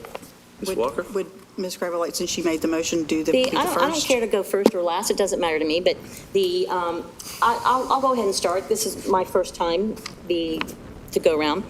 If we look at the RFP, I want to call everyone's attention to that before we even get started. That the main thing in there was that we are supposed to be. Oh, here it is. Looking at and rating each of our candidates on, it says the first thing is that we want a legal counsel that is well-versed in education law, particularly federal and state statutory and case law, governing public education, special education, civil service, human resources, and general municipality matters in North Carolina, and provide a broad range of legal services and prepare legal documents. We each filled out a rubric of what we thought that how each person was supposed to each firm that was supposed to do, and must be a firm in good standing, which we established that they are, and that they have 11 in their education group, must have demonstrated experience in local government with a preference in Board of Education representation. They currently represent 16 boards. They have represented over 50 boards of education over the years, and they specifically noted that they have Title IX experts on their staff. The attending attorney was identified. They do have a minimum of 2 years of experience in boards of education and in Robert's rules. In fact, the attending attorney has 20 plus years in education law experience, and especially with EC law. Last, the broad experience, the one I named in the first place. They have experience in all of the areas listed above, in scope and services in the RFP, plus Title IX, Safe Schools Act, discipline policies, procedures, First Amendment issues. They are current on education practices through general subscriptions and professional journals, memberships, and training for self and boards. And number 5, should be able to demonstrate qualified backup representation. They have a very deep education law bench, and they have many other areas of expertise on there. So for the public who does not know, we had to rate them as such. 0 does not meet the standard, cannot be scored, no qualifications were submitted. Number 1 rating, many of the qualifications are not present. Number 2, most qualifications are evident. Number 3, almost all qualifications are evident. Number 4, all the qualifications are evident and met. Number 5, all the qualifications are met and exceeded. And I present to the board that they are fives in all of these categories. With over 200-plus years of experience in education law, they are a bipartisan law firm, or nonpartisan law firm, and which is what all education law firms should be. And one of their counsels even said, it's very different to be a school board member, school board attorney, versus a municipal or other board attorney. Thank you, Ms. Crable. And they That's have 3 minutes. trained Title IX investigators on their team. Thank you very much. Would someone like to speak against Pointer's rule, please? Hearing no one? Okay. Would anybody like to speak for Pointer's rule? Mr. McManus. Well, I'm maybe not speaking for or again. I'm trying to look at the statistics and not make it a personal decision. The group that's local can be nicer people. Matter of fact, the guy and I met duck hunting one time, so I gotta like him. He's a duck hunter. But they openly, and I really appreciate their integrity by saying they had no experience. Now, somebody's gonna say we're gonna save $20,000 in travel money if we take somebody local. I get that. What I don't get is I can't support Tharrington and Smith as much as I like to Jason, because they have somebody working for the insurance company, which we're having to deal with. And that leaves Sproul. Sproul they've worked in every facet, from every level, from the federal to the courts to everything, to deal with exceptional children. And if you haven't read lately, there's been a couple of articles about the exceptional children arena is now the biggest issue for school systems in the country and the most costly. And Sproul, if you look at their credentials and their experience, they have an absolute very, very strong arena in that area. And so I think they, on paper, meet the criteria for what we need and what's going to be in the future. So I have to be positive about Sproul. What's left? Thank you, sir. I appreciate it. I'm going to go ahead and speak out. I was actually going to speak positively towards Crosley, but I'll use that as a negative. First off, we talk about supporting local businesses. We love local business. We have CTE. We have the Chamber. We are just so passionate about local businesses. However, when local business steps up to the plate, we say, nah. You know, they were truthful. Mr. McManus, I agree with you 100%. You know, they could have easily said, you know, well, we could do it this way, we could do it that way. They were very honest. They said, and how much, for the last time I'm not going to say last time you hear an attorney be honest, but I think they hopefully are.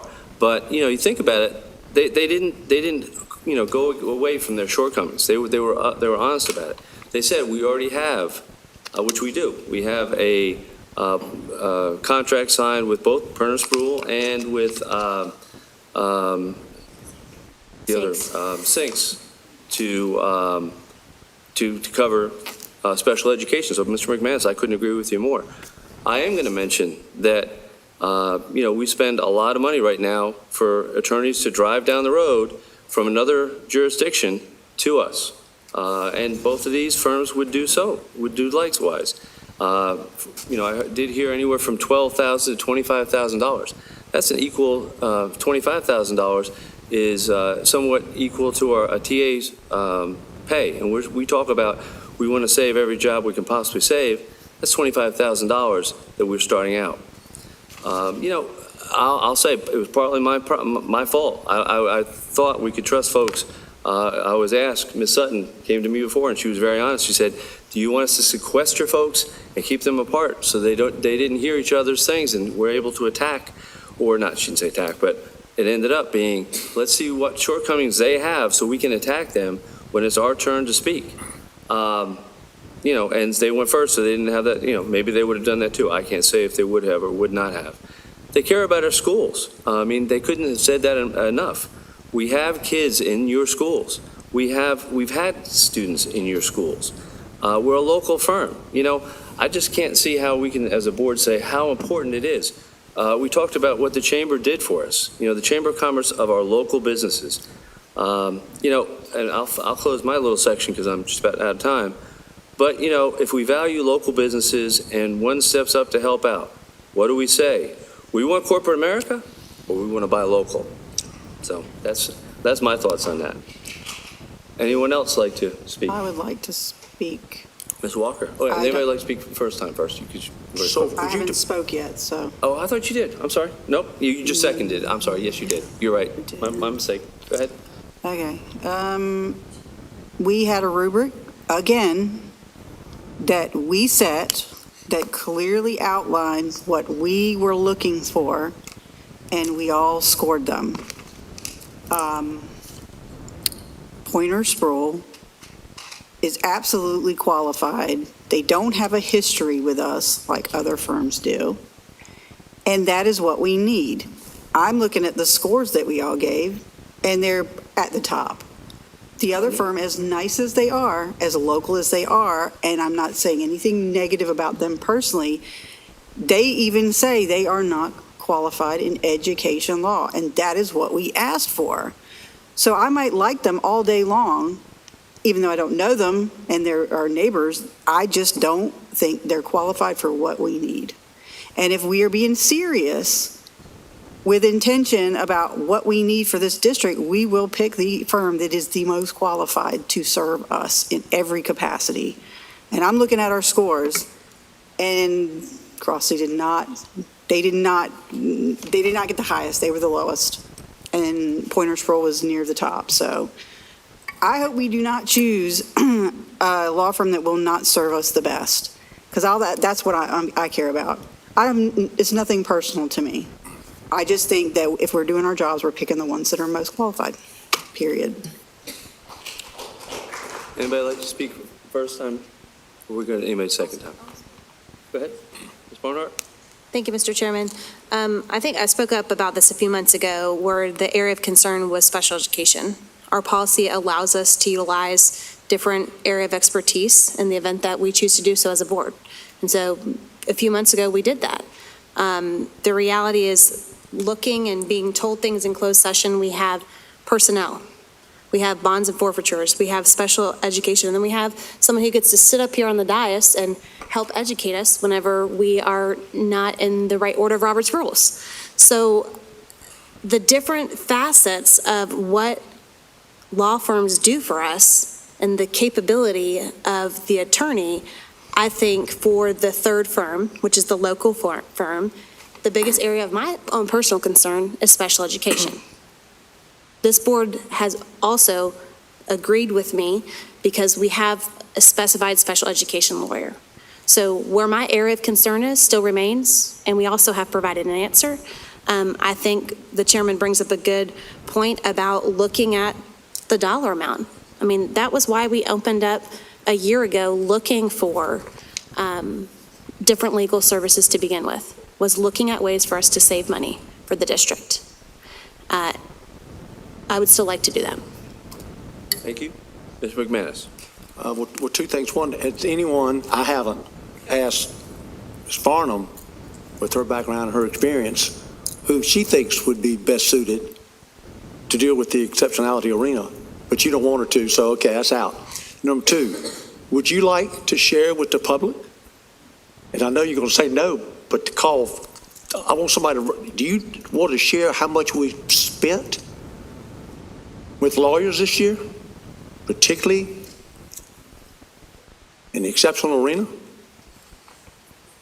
That would be a great measuring stick for everybody about the qualifications of who we want to be our attorney. Okay. I didn't divulge any secrets.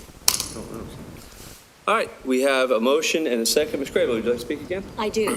So back to those qualifications. When we look at must be a firm for, if we're talking about the Crossley, I was waiting for that discussion, but it looks like I have to go now.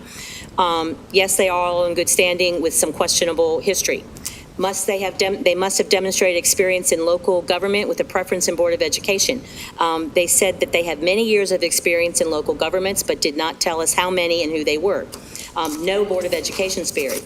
The attending attorney was not identified until the very last end, and he said out loud, I've never even been to a board meeting before, and I'm going to have another attorney be my co until I'm ready. They have a keen familiarity with Robert's rules, they say, but they did not mention that they had done any training or ever, and had no evidence of ever doing that training. When we talked about all the areas of practice, there's no evidence of special education. legal frameworks unique to boards of education. They do have some employment law, workers' comp, insurance defense, but how does that really translate into the unique situation that we have is that we have children involved, not just employees. And to your point, that yes, we want to be local and that we have reached out to the Chamber of Commerce, but all of the businesses that are working within our schools are all very qualified subject matter experts in their field. This law firm, Crossley, is not. And the mention of a qualified backup, they have 5 people on their board, and the person who's supposed to be the backup was too busy to even show up to the presentation. When we look at $19,728, let's just say that that's $1,644 times 12, which is what Mr. Vogel charges. That's $19,728. If you look at what both of the Raleigh law firms, they were going to charge anywhere from $800 to $1,000, times that by 12, so now we're talking $9,600 versus $12,000.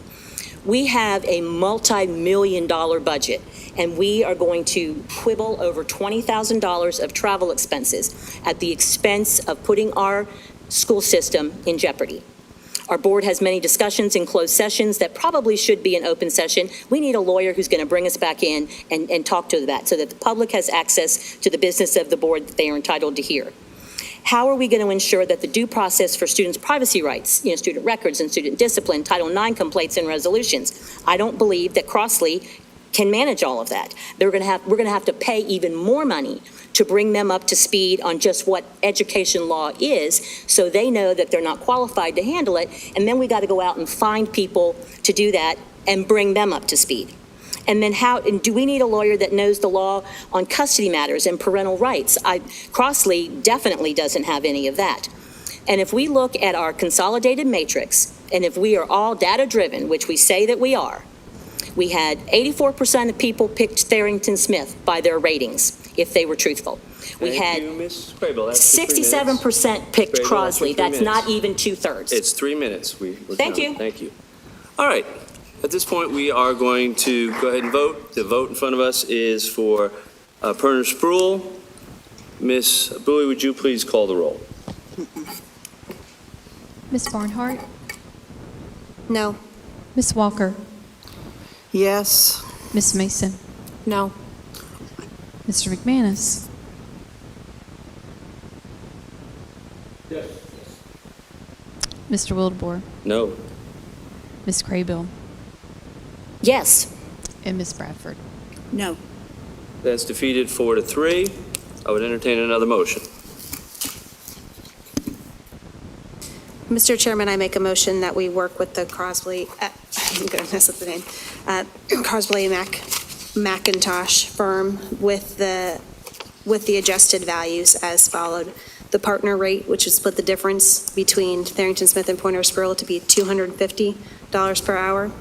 The associate rate would be kept at the $200. The paralegal rate would be moved down to $110 per hour. And the named attorney that would be working with us for the time being would be Norwood Blanchard. Okay. Is there a second? I will second that. And we'll have discussion. Would someone like to speak out for the Crossley Group? I already have, so I'm going to stay with what I said before. I'll start. And again, I think it's a local business. I think that they're truthful. We do have a situation, as we've already shared, that they were very truthful about the fact that they are not strong in EC law, and they were very upfront about that, and they were willing to work. They mentioned in their dossier several local government boards that they worked with. So I think that they are strong in that area, and I think it is a situation that we can work forward with them. So is there someone that would like to speak against them? Again, we're at 3, I guess we'll say it 3 minutes. Ms. Walker. Thank you, Mr. Chair. I cannot believe that we are going to potentially hire attorneys that are not qualified to be our attorney. As nice as they are, as much as I liked them, they are not qualified to handle the things that we need. We are a very large school district, and that is what is the most important thing, not whether we want a smaller firm, a larger firm, or we think someone is good for us or not in a general sense. I just think hiring someone that scored, obviously, we're doing this again. I mean, I feel like we've been here before. I mean, we've scored them the lowest, all of us, well, except for a few, but if you add it up, they are the lowest, which means they are not qualified to defend us or whatever. And I'm just nervous of what's going to happen. What is it going to cost us in the end? And I don't mean just in money. I mean in a lot of things. I am very, very concerned that we won't get the service that we need, and that will be a disservice to our students. So I hope if they gets passed and they're the ones that get hired, I really, really, really hope that we are not going to regret it, but I am concerned that we will. Thank you, Ms. Walker. Ms. Barnhart. Mr. Chairman, like I said before, my concern lied in the area of special education law. So in my motion, it's still an assumption that we are continuing to work with the special education lawyers that we currently have named as a board. So I just want to reiterate that because that has been my area of concern. I'm still holding true to that. I do not want that to go away. So with that being said, if there's another area specific of concern for my fellow board members that they would like to discuss further beyond that, then I'm open to hearing about it. But for me personally, that's where it's coming from, and I intend to keep that. Mason? I'm sorry. Is there anybody that would like to speak against it? Against, that's me. Against, yeah. Craybill and then Okay, so if you remember back to the presentations, Mr. Kromke was very pleasant, but all he talked about was how they were all fathers of children in the schools, not one bit about their how they're going to represent us. Mr. Kromke also said that he had met with resistance from the school board on resolving some special needs issues for his son. How are we expecting him to defend us as the school board if we've already come in with that? Ms. Barnhart's suggestion that Mr. Blanchard be our attending attorney, we had also interviewed him to do some other work for us, and he turned us down. So why now would he want to be our attending attorney? Did he turn that work down because he thought he was going to be guaranteed this job? I don't know. I'm just throwing that out there. Yeah. Okay, sorry. So Quiet, he please. said that we are fast learners. Well, maybe they are, but we're going to pay for all those ramp-up costs because we've already had an attorney who had to do some of those kinds of things, ramp-up costs, and we've had to pay for them because they've been on our invoices. We had one board member who asked the question, who do you discern on who you report to, the board or the district administration? And so we're already establishing like lines in the sand on who you can talk to and who you can't. They are very pleasant people. They are not qualified to do the work of a multi-million-dollar, 25,000 student, 4,000 plus employee. They have done only civil law litigation for League of Municipalities. They've done some construction law, but they haven't done anything with academics at all. As far as like knowing student records, knowing if a student is getting all the services they need, whether they are the IEP students or they're AIG students. So I'm just very concerned that we're going to cut off our nose to spite our face to have somebody that's in our community that doesn't know what they're doing to represent the best interests of all of our 25,000 students. And they are our primary concern at this point. $20,000 is for travel expenses is a drop in the bucket when it comes to all that we have to manage and defend ourselves against. Thank you, Ms. Craybill. Ms. Mason. I'm actually not speaking for or against. I had some concerns myself with this particular law firm. And some of the big ones were the EC arena, which, as mentioned several times, we do have covered until 2025. So that was squelched. The other concern I have is, as mentioned by somebody in the audience, Title IX. There is new legislation with that, and I want to have strong guidance on that. And I was a little apprehensive when I heard their response to that. And so those are some of my bigger concerns. I do appreciate that we would be saving money in travel. I think that that's important. I do think it's important to have an investment within the community. Some of the bigger corporations, the bigger law firms do not necessarily have that personal investment in the community. I am uncertain at this point as to whether they would be the best representation for us. Anybody else? Let's speak. All right, Ms. Blue, would you please call the roll? This is again now to accept the Crosley Group as our law firm. Ms. Barnhart, Yes. Ms. Walker, No. Ms. Mason, No. Mr. McManus, No. Mr. Wildebohr, Yes. Ms. Craybill, No. and Ms. Bradford.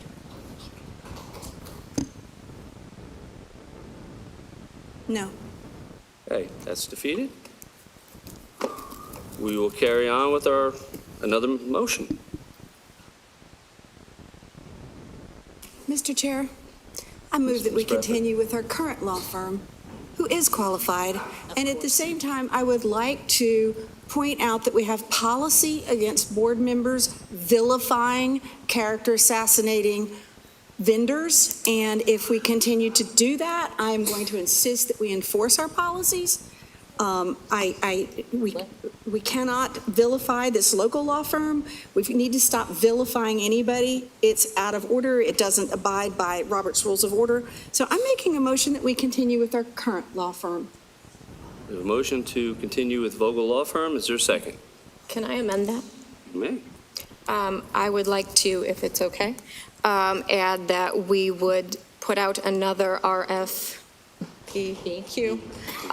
to acquire more bids on possible other attorney firms.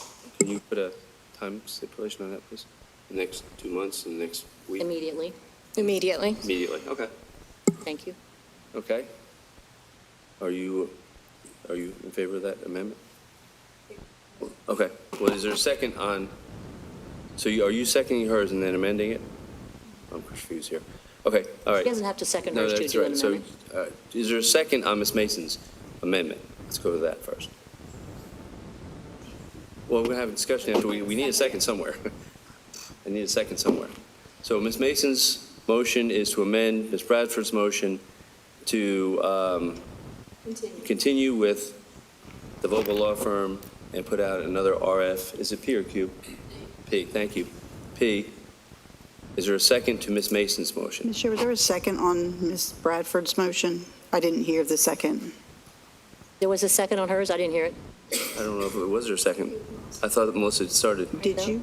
She changed. You did? Okay. I did. Okay, all right, let's go back to Ms. Sorry. Bradford's original motion to I will say second with- that. Okay, now we have a second. All right, you are correct. So Ms. Mason will second that. And that- make the amendment to, oh my Lord, to put forward an RFP immediately. Okay, is there a second on Ms. Mason's amendment? I'll second it just so we can have some discussion because I've got some things to So we have say. a second. Second on the amendment. Okay, so now we are going to talk about the amendment, then we'll go back to the original motion. So the amendment here is to put out an RFP immediately. Mr. Chair. Okay, let's speak, who would like to speak forward positively for I that? don't know if this is positive or negative. I Okay, don't well, think go ahead, this Ms. is, Walker. I don't Jump think in. it's against a firm. Jump in. I want a point for clarification because we have our current attorney until June 30th, correct? Why do we need to keep the attorney if we already have him? That was my question. I mean, putting out an RFP is fine, but that should be the motion, but we already have, right? Because it's May and then June, so. Right, but I guess because today, if we make a decision on another group, then we will not have Mr. Vogel anymore. After June Until June 30th. 30th, we still will. Well, until June 30th, but correct. But let's talk about her motion right now. Yes, If I might. yes. I mean, the time that it's going to take to go through the process again, to send out the RFP, and then to get the bids, we have to have that time frame in addition to hearing from more attorneys that may overlap in when the contract ends. So just making sure that we're covered until we have that. So yeah, so just to follow up, if you don't mind, if we do that, then we need to change our RFP procedure because I think it's not been working. I feel like what we've been asking for, or at least we need to make it clearer or something, because I've been following the directions 3 times now, and I've scored them according to what we've asked, and it just doesn't matter. It doesn't seem to matter. So we need to define what we're looking for, because if we have special education, a law firm right now doing that, what are we actually looking for? We need to figure that out as a board, because we can put all the RFP proposals or whatever out there we want. We're not going to get people that are going to come to us with proposals. I don't know if we can run out of people, or I don't know how do we tell more people. I'm just confused about the process. Maybe we need to figure that out. That's a good point. We'll go to Mr. McManus and then Ms. Craybill.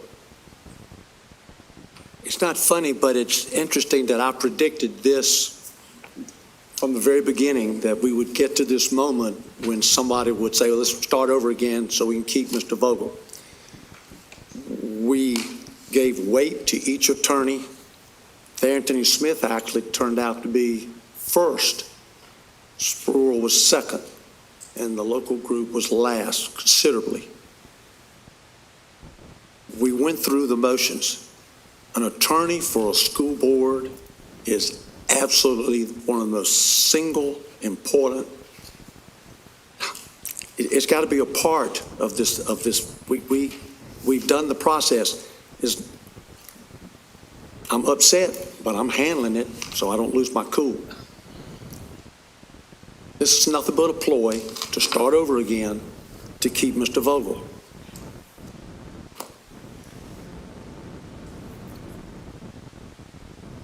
I'm next. Okay. Go ahead, Ms. Craybill, and then Ms. Mason. Why did we go through the hours of presentations? Your time is done. Well, put me out then, Pete. Why don't you Take me call off for my recess committees and and go put get me in the out. back room? I'll go with Craybill because this is absurd. Mr. McManus. Go ahead, put me out. Craybill. Do it. Okay, no. Hugh, you'll just get a talking to back in the room, so don't worry about it. I'm not going back there with you. You're going to put me out.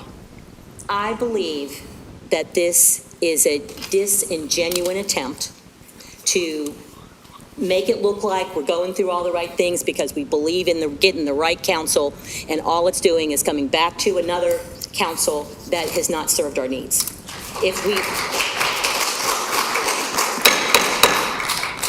we remember when we went back, when we did these evaluation processes, Mr. Vogel was also last. And it was insisted that he was allowed to make a presentation, and then he was voted on. So we got to just get our priorities together. And this is not the way to do it. That I would rather see us, because first of all, if we put out another RFP, we're going to get the same people, and we're going to have this same conversation again. So perhaps now is the time that we think about hiring internal counsel, where Dr. Barnes and his team would be getting resumes, interviewing people, and then we have somebody up here that we know is going to be experienced and because we wouldn't hire them if they weren't. And then we could make that call on our own on you're good at this and not that. We can make the decision right away. So I don't think we can make a motion on top of a motion on top of a motion. So I'm going to have to vote down, Melissa's motion. But maybe now is the time we talk about general counsel, because we're just going to get the same people again. And even if we change the policy, in my heart, I believe that if some people on this board don't want it, then they're going to lowball, and they're going to make sure that we get everybody in, and they're going to make up reasons that we need them. So those are my thoughts. Ms. Mason. I'm going to try and be as respectful as possible, because there's been a lot of accusations that have been hurled. My motivation was to find a good attorney that did not have any conflict of interest at all, and none of the 3 were any of those things. You can believe me, you cannot believe me. But both Pointer Sproul and Tharrington have worked with Liberty. And I don't feel Crossley is qualified. I am allowed to feel those things without any further motivation, and I find it highly disrespectful that individuals are calling that out. Now I'm going to speak next. Mr. McManus. Thank you. Thank you. Number one, I think we all remember when we had some votes before for other things, appointments, etc., when people were lowballed so that other people would get the position. And that's another situation. But this particular situation, I spoke about who I thought was a good firm. I think that was a good firm. I've spoken before about the whole idea of this pre-screening, and that's why we had to go through it. But it was, I don't think I've changed my scores. So I think it is any kind of ulterior motive that I may have anyway, in saying that I think this group is the group. We had somebody up here with a sign today that reminded us of one group that said that keeping students safe in our schools was not, our job as New Hanover County Schools. That was put out. What that young lady had up there was very true. So to me, that's got to go into your well, there's the sign. Thank you for bringing the sign back to me. Exactly what we're talking about. So, me saying that this group is, my best group, or the group I thought, look at my scores. Look at, what I said. I'll be honest, I'm a little bit disappointed that people's integrity are being called into question here. But it is what it is. I mean, that's what I guess we have to deal with here. Ms. Barnhart, then Ms. McManus. Mr. Chairman, procedurally, there's a differing opinion of two different legal counsels and representation. If I am correct, I'm not able to do this because I voted yes for the Crosby firm, but if anybody wants to consider a motion to reconsider either of the two firms, somebody in the negative would have to say, I make a motion to reconsider to vote on this. Otherwise, the same legal counsel stands. So that's something for us to consider as a board. Would you do it? Sorry. This is something for us to consider as a board. If this is not the direction that individuals want to go with, I have already stated that I'm in favor of the local entity with the specialized education law being stayed in place that it currently is. And before Ms. McManus, I do stand in error that Ms. Bradford has not had an opportunity to speak, so let her speak, then you, Ms. McManus. I think something that we're overlooking here is the choice of an attorney is a personal choice. Correct. The board, the seven of us, have the opportunity to express a personal choice of which law firm they want. And to be honest, we don't have to give you any reasons, because the choice of someone to represent you legally, to go to court and represent you legally, to advise you to keep your tail end out of the slammer, is your choice. And I think we are ignoring that when we make accusations about other people's motives. It's a personal choice. Thank you, Mr. Chairman. All right, Ms. McManus, and then we're going to... Well, most people are data-driven. I am too, if I have it. So let me share something with you. Please bear with me. So when we did the consolidated matrix, when all the board members, this is not confidential, is it? Nope. So let me tell you how everybody on the board voted. Let's start with Ms. Bradford. She gave Tharrington Smith 10, Pointer Spruill 10, and the local 25. That's fair. She can do what she wants to do.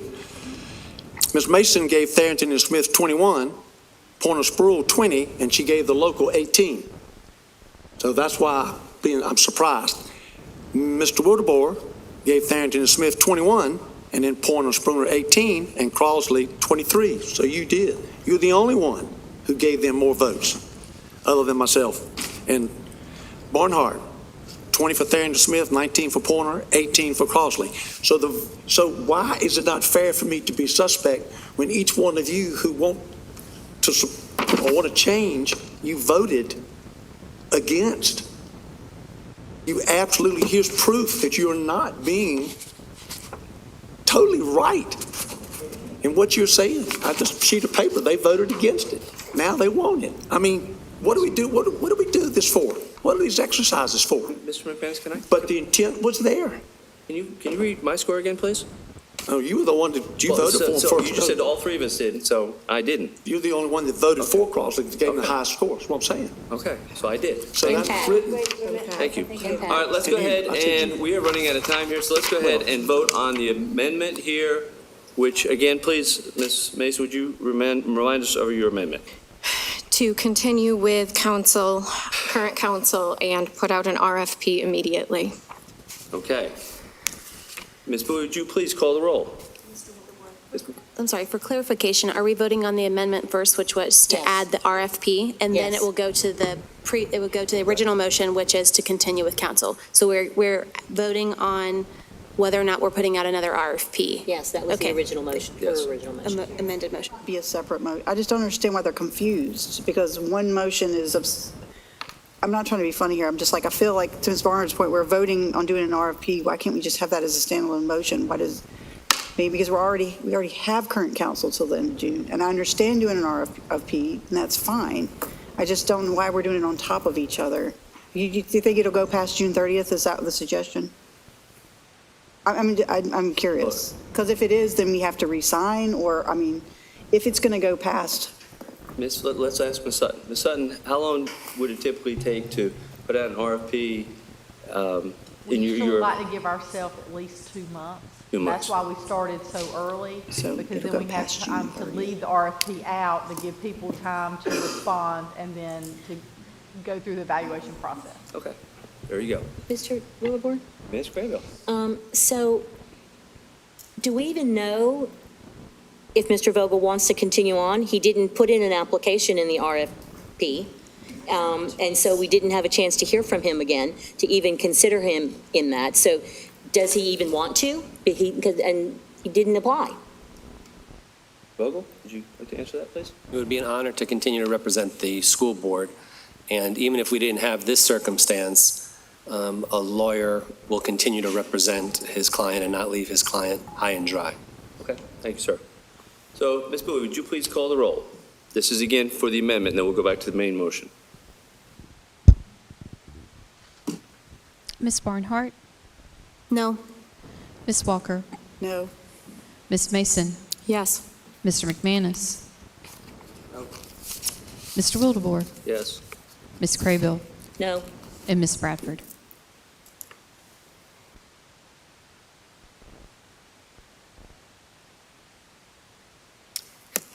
Yes. Okay, that's still defeated 4-3. So, we go back to the main motion. Ms. Bradford, would you please remind us of the main motion?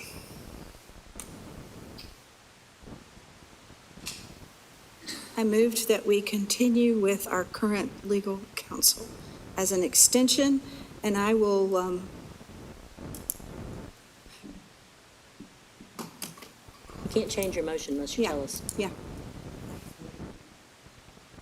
Okay, so the motion is to continue with the current legal counsel. So, Mr. Wildebohr, do we have to vote to continue something, or do we just continue something? Because his contract is due on June 30th. So we weren't given notice that we were voting on Mr. Vogel at this point. So, I think obviously we need our lawyer to weigh in, but he's weighing in on himself.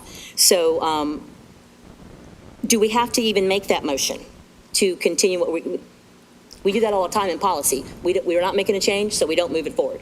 So, Mr. Chair. We do have a motion and a second, so it's on the table. Mr. Vogel, would you doesn't mean it's weigh in? good. Jermaine?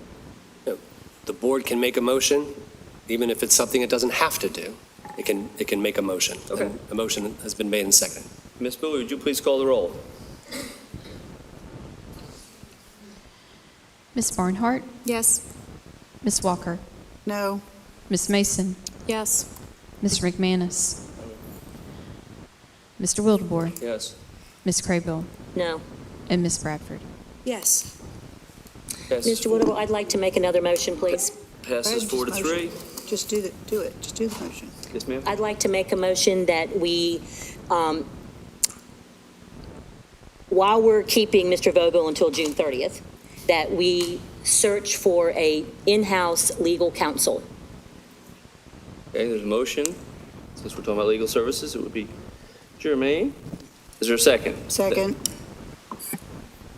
Walker. Discussion. Ms. Grable, why don't you start for us?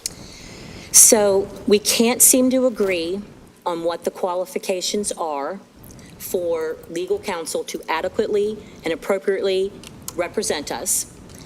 So why would we not consider the option of having a full-time employee where there are no travel expenses? The person would be part of our community, would be willing to do that, would give us impartial, nonpartisan advice, and he would be managed by our superintendent and in conjunction with perhaps the HR, because they would be the one that would create the job description for that. So why would we not want to have someone on our side? And then we would be very much in control of the lawyers that we pick in a very timely manner, because it would already be brought to our attention. Because they're not going to lose their job because they don't have that expertise.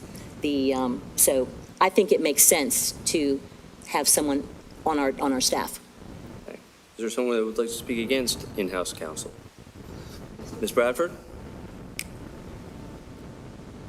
I may have mentioned a minute ago, it's a personal choice.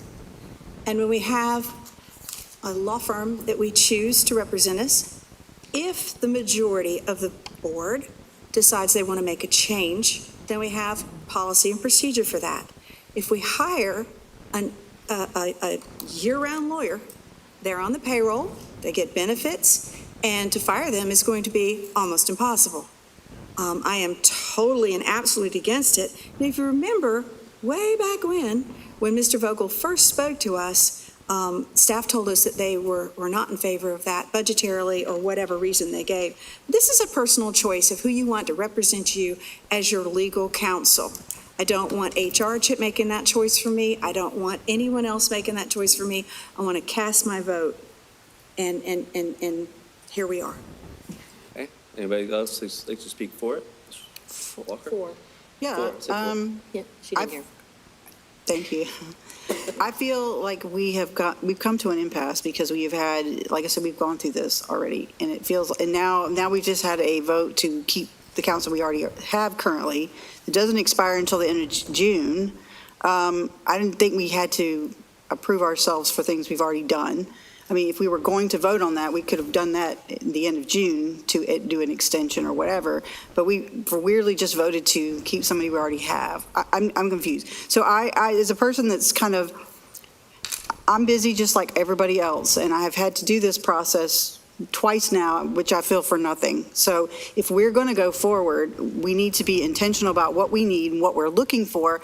And I'm sorry, I don't want to waste my time anymore. I mean, it's valuable to me. I don't know if y'all care about my time, but I've done this so many times.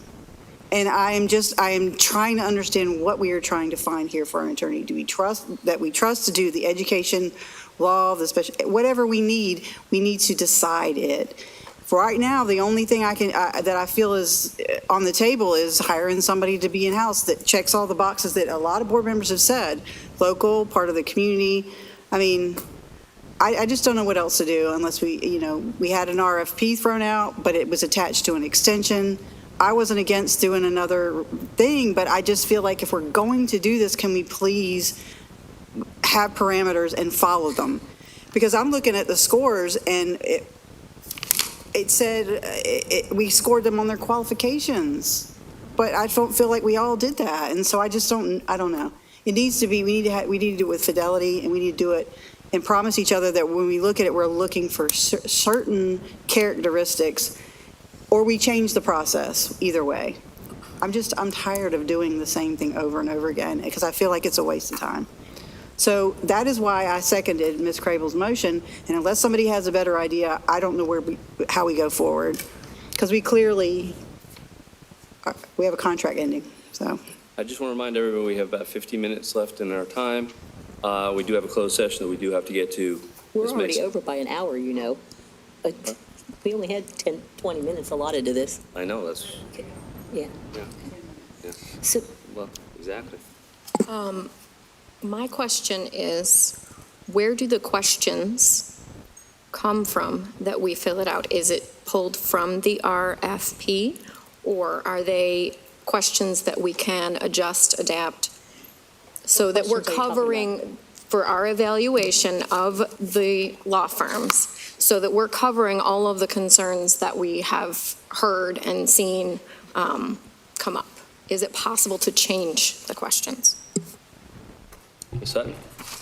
So the board can make the determination of what they want included in the RFP, and they can also make the determination on how they're going to evaluate, but the evaluation should tie back to what was asked for in the proposal, because that's how the firms would know, how to respond.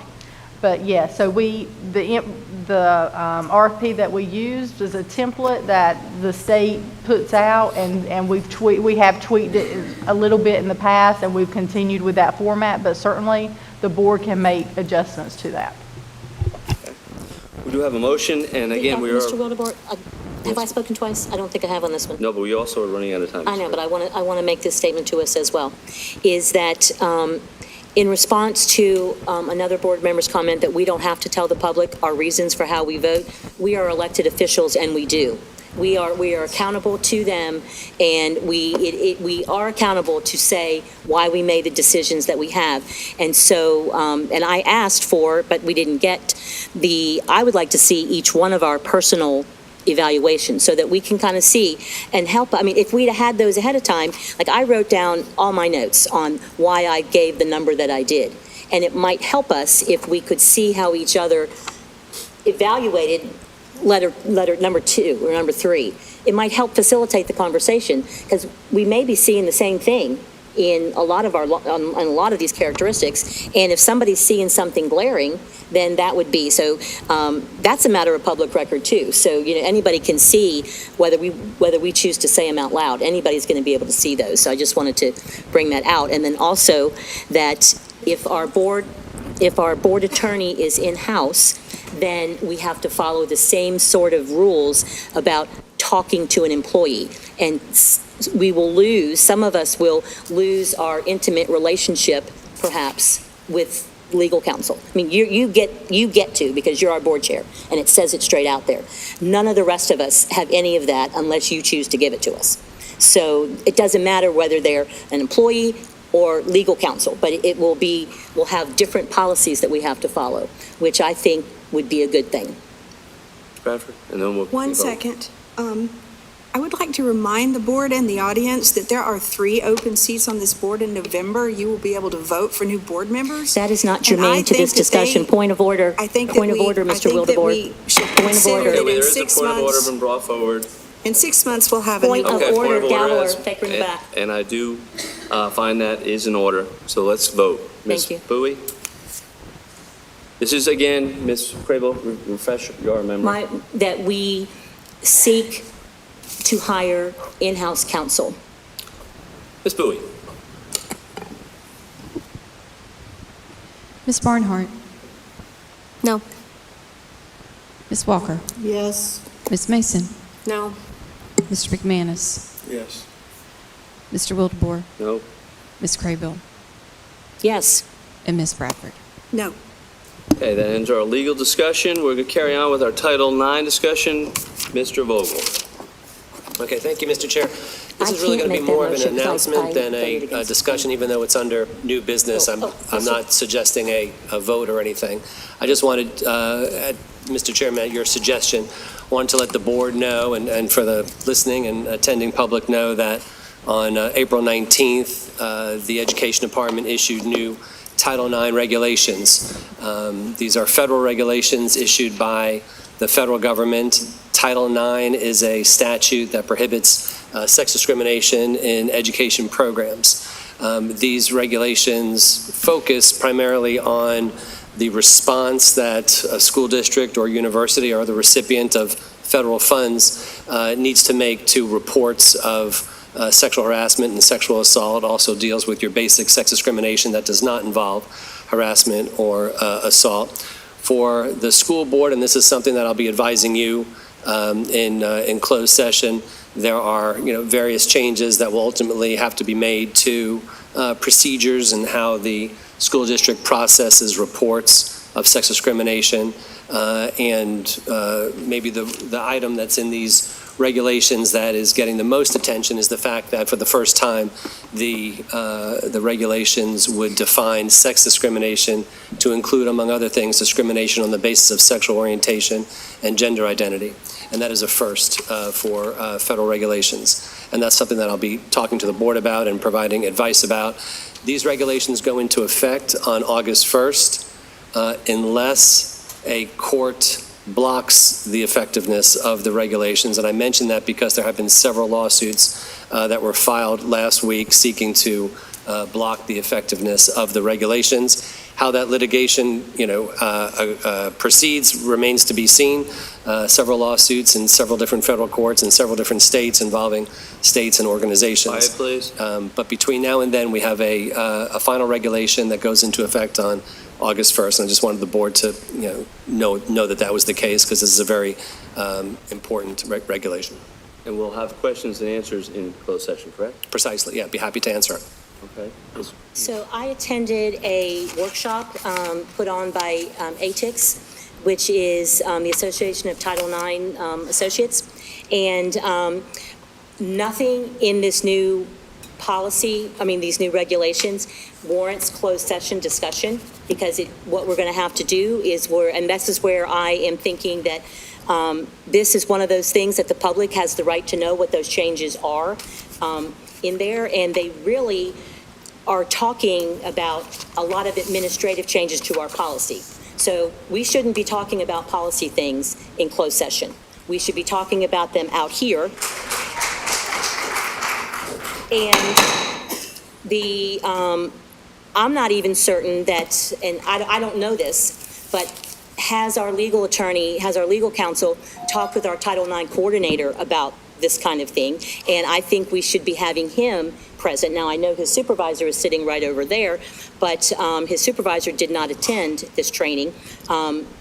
Mr. Henry did attend this training, that we're also going to be required to follow both sets of guidelines depending on when the incident occurred.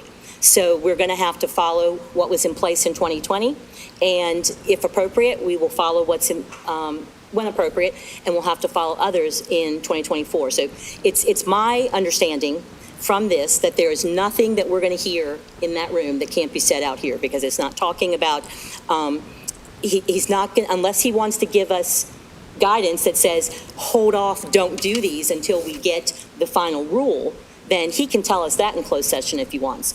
That's his legal advice. But as far as the updates, that's not closed session material, in my opinion. I'd like to hear it here. Thank you, Ms. Graybill. We'll carry on now with our legal stadium report. First off, I'd like to congratulate Ms. Walker. She was named as vice. I'd like to make a motion that we hear the Title IX up. Excuse me. I'm speaking now. You are done. Thank you. And we're breaking the rules again. Thank you, Ms. Craybill. You're out of welcome, order Mr. again. Wilmore. Third time today. Yeah, take me out. Don't. Ms. Walker, as I was saying before I was so rudely interrupted, I'd like to congratulate you on being named vice chairman of the Legion Stadium Committee, and I'd like to hear your, absolutely. And I'd love to hear your report, please. Thank you, sir. Sorry, did you have something to say, Mr. McManus? No, I'm just messing. Thank you, Mr. Chair. We had a, God, why have I got Title IX here? This is the weirdest thing. At Legion Stadium meeting we had, was it 2 weeks ago? Thursday, I believe. Yep. Mm-hmm.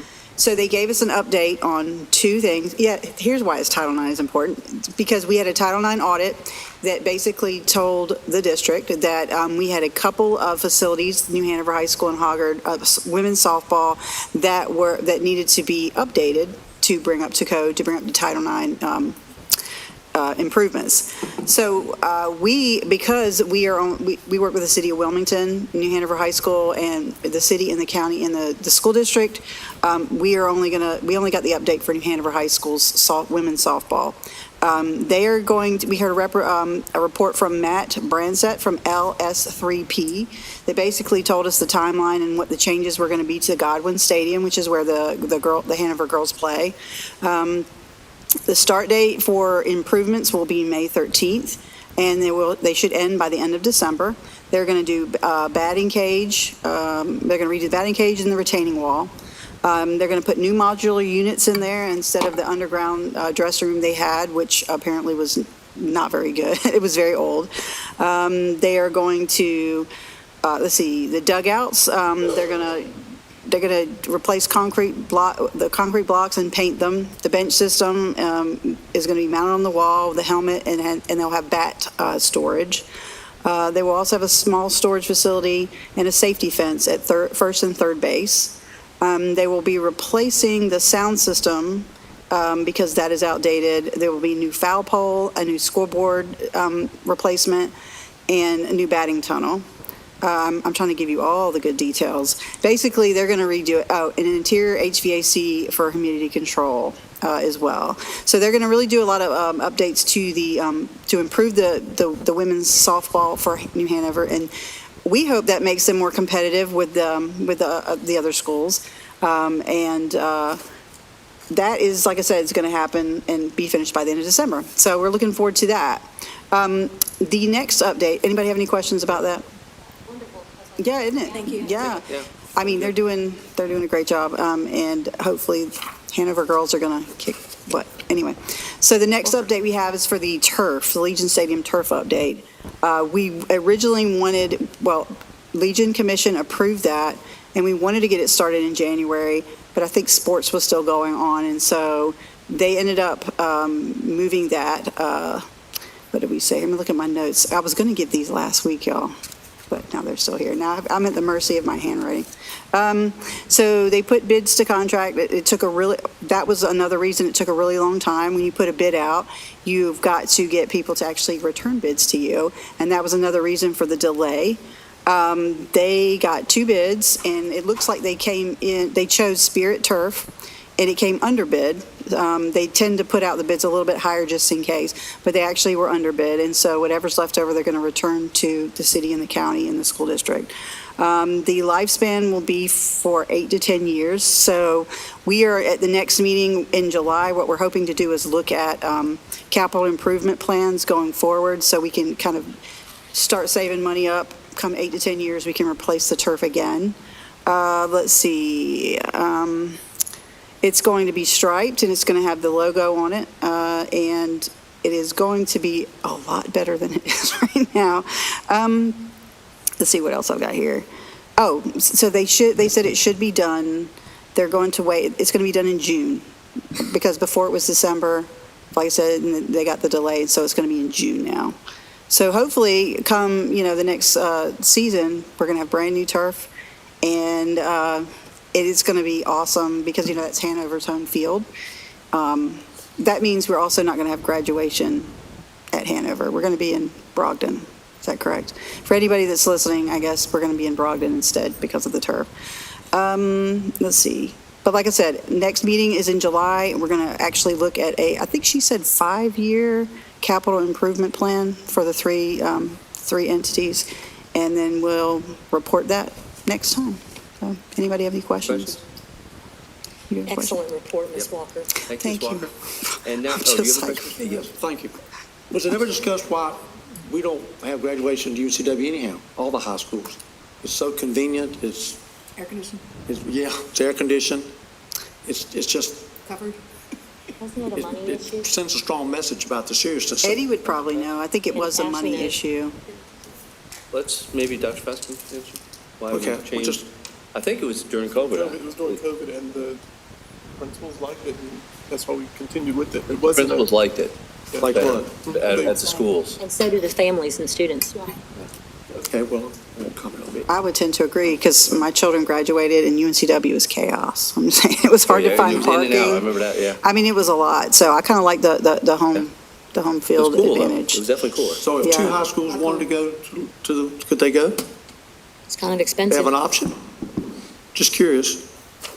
Fair question. But we hadn't planned for that this year. Graduation's within a couple weeks, so we would have to. Well, I'll be this year. Yeah, we would have to get with the principals and see what they want. That's not a decision that we have made.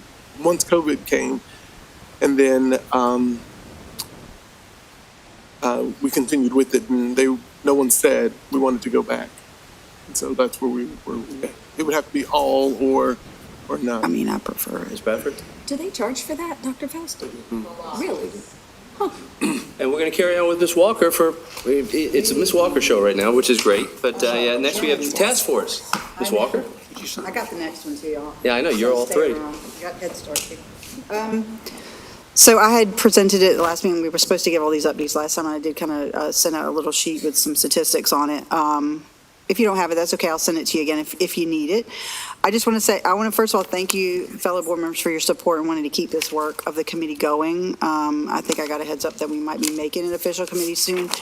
We believe this is the most important work that we can be doing, and we can't stop doing it, for the students that need it the most.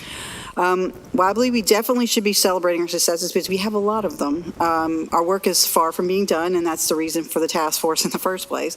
Unfortunately, there's the issue of disparity and poverty and inequality in our schools, for which our county, with the wealth of our county and geographic size, it just doesn't make sense to me that we have schools that are so far apart, even though we do have great schools. I'm not going to say we don't, but so, for example, we have over 1,500 schools in the state. Based on EOGs, we have some of the very highest performing schools right here in our county, and that's something to be very proud of. But we also have a couple that are towards the bottom. And so, with the work of the task force, that's what we're hoping to kind of keep. We're probably about at a year now. June will be our year. And we've got some really good ideas out of that. Let's see. So we're attempting to address, aligning with our pillars of our strategic plan, especially engaging with our community partners, but it also touches on all of them, which is safety, academics, school environment, supportive staff, and equity and inclusion. So in June, like I said, we're going to mark our 1-year anniversary. Over the past year, we've talked to principals, teachers, and parents who work in these schools, and they consistently tell us about the same challenges. And I know y'all have been at them, and you've heard it too. So they tell us they need more staff, more qualified humans in the building to deal with a lot of the childhood trauma and that the kids endure. Being in these kind of high poverty schools that we have, it really just compounds and it adds to the trauma of our students. So.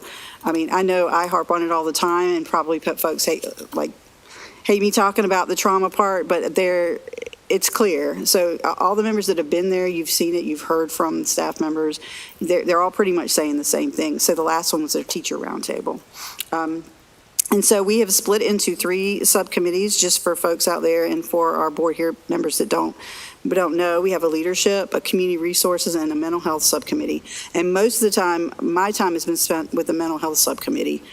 We have distilled our discussions into 6 broad categories, but some of them go beyond, obviously, mental health. You tend to do that when you get into something, you just expand into other things. So we really should, and like I say, it's on the sheets. So we have come up with some ideas that maybe could help, going forward. Expanding pre-K is a goal I think that we want to look at, and I know the county is with us on that. We do have a county commissioner on the task force that has always been supportive of pre-K. Developing summer schools and tutoring programs to ensure that 3rd graders read at grade level. This is the grade where children go from learning to read to reading to learn. Reinventing two of our chronically low-performing schools so they can succeed, which were designated magnets, because I know we've had this magnet discussion, and it's a little confusing, but I have since found out they're not really true magnets, but we've been calling them that. But the whole idea was to help them, get students into the classroom there. We want to create a mechanism to support teachers in our high-poverty schools so they're encouraged to stay and develop a positive culture. Train teachers on classroom management. And I know we do some of this, but the only reason I'm bringing it out is because these are the schools that actually need more attention. So that's why I'm saying that's what we're working on. Training teachers in classroom management of highly traumatized kids and adding behavioral support specialists in some of our schools. And we were looking at mimicking what Brunswick County does. They do a program called Brunswick County Guarantee, I believe.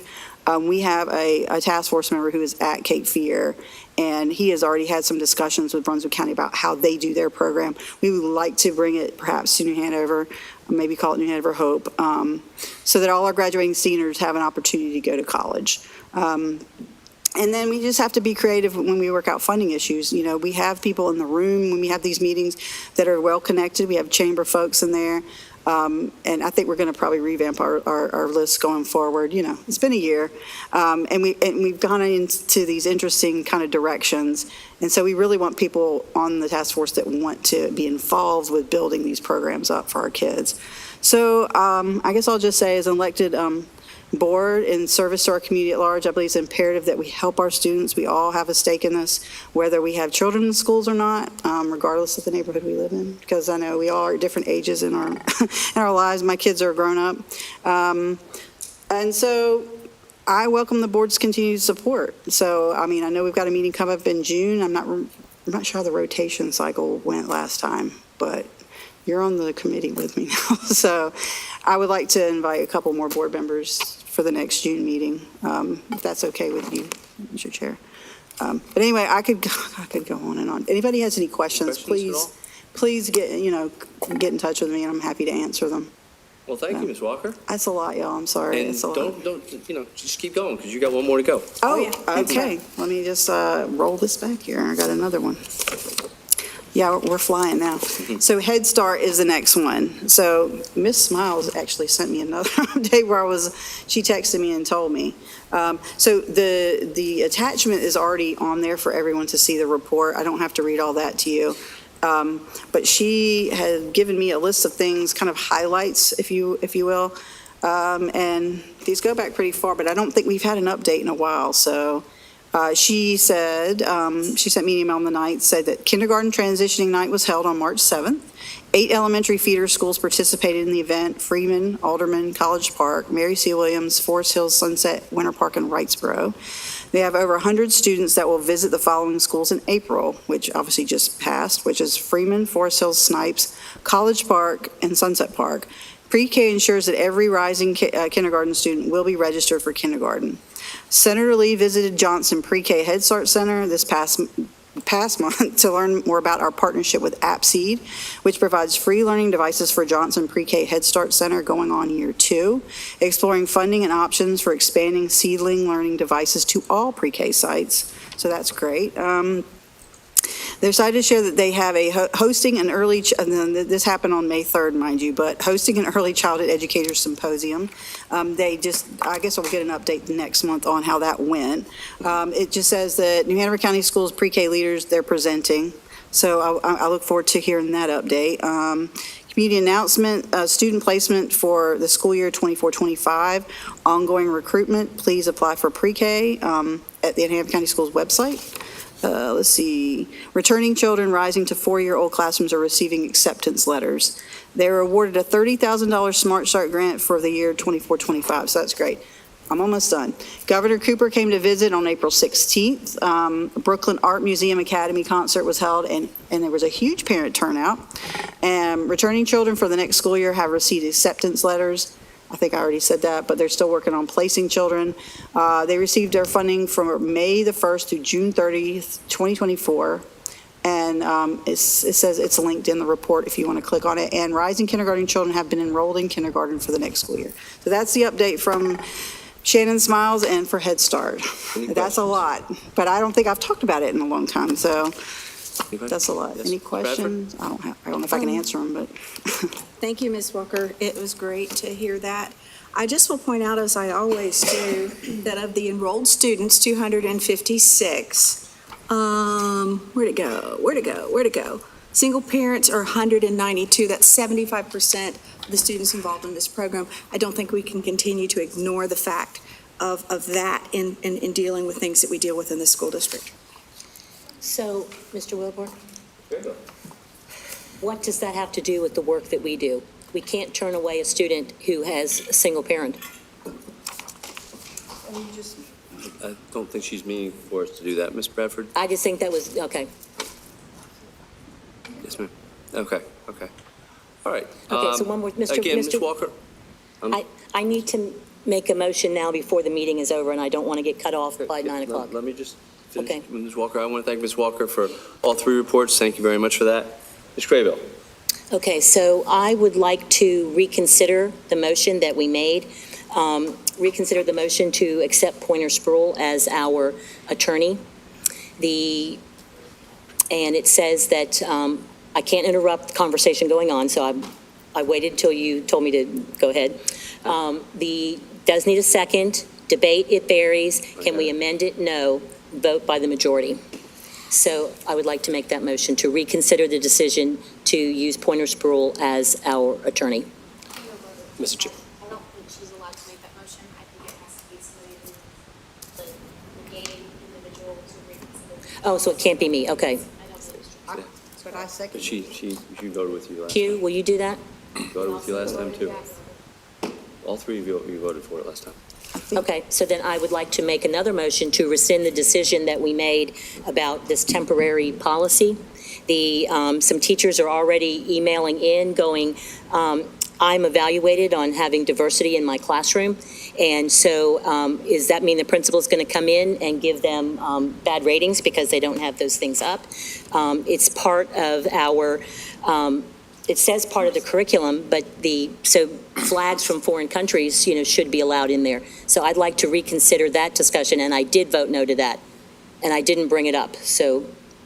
You did vote no, so you can't reconsider that again. Again, if you vote, just real simply, if you vote against something, you can't try to re-vote that same thing again against it. You have to vote for it. If you vote for it, then you can reconsider. Then why can't I bring up Pointer Sproul? I voted for it, and I. You can't vote because you're trying to reconsider. It was defeated. You can't. Tell us the rule on that, Mr. Please explain that to her. Reconsider means you can ask to be talked about again. And I was for it, and I was outvoted, so I'm asking to bring it back up. And now you're telling me I can't bring up the motion on the other one because I voted against it. So which is it? If I vote yes, I can. If I vote no, I can't. Mr. Bowman, would you please explain it to her? Yeah. It's not a matter of voting yes or no. It's a matter of whether you were in the prevailing group or in the group that did not prevail. And if you're in the group that did not prevail in the vote, then you cannot make the motion to reconsider. Okay, carrying on, we are going now to closed session, or I will entertain a motion to go into closed session pursuant to General Statute 143, 318, 11, the following purpose: to prevent disclosure of information as privileged or confidential pursuant to General Statute 115, 402, and not considered public record within the meaning of Chapter 132 of General Statutes, and to consider the qualifications, competence, performance, character, fitness, conditions of appointment or conditions of initial employment of individual or individuals of individual employed or considered for employment with the school system, or to hear or investigate a complaint, charge, or grievance by or against any individual employed. We have a motion. Is there a second? Second. First and second, any discussion? All in favor, please signify by saying aye. Aye. Aye. All opposed? Carried 7-0. We are in closed session. Can we have back in there before? Yeah, On the way. I have. We don't have a long time. Yeah, 2 we have seconds. 20 minutes right now, guys, so. We have As it 20 stands minutes to get through all that we need to. Yeah, you're right. You are absolutely correct. Thank you so much.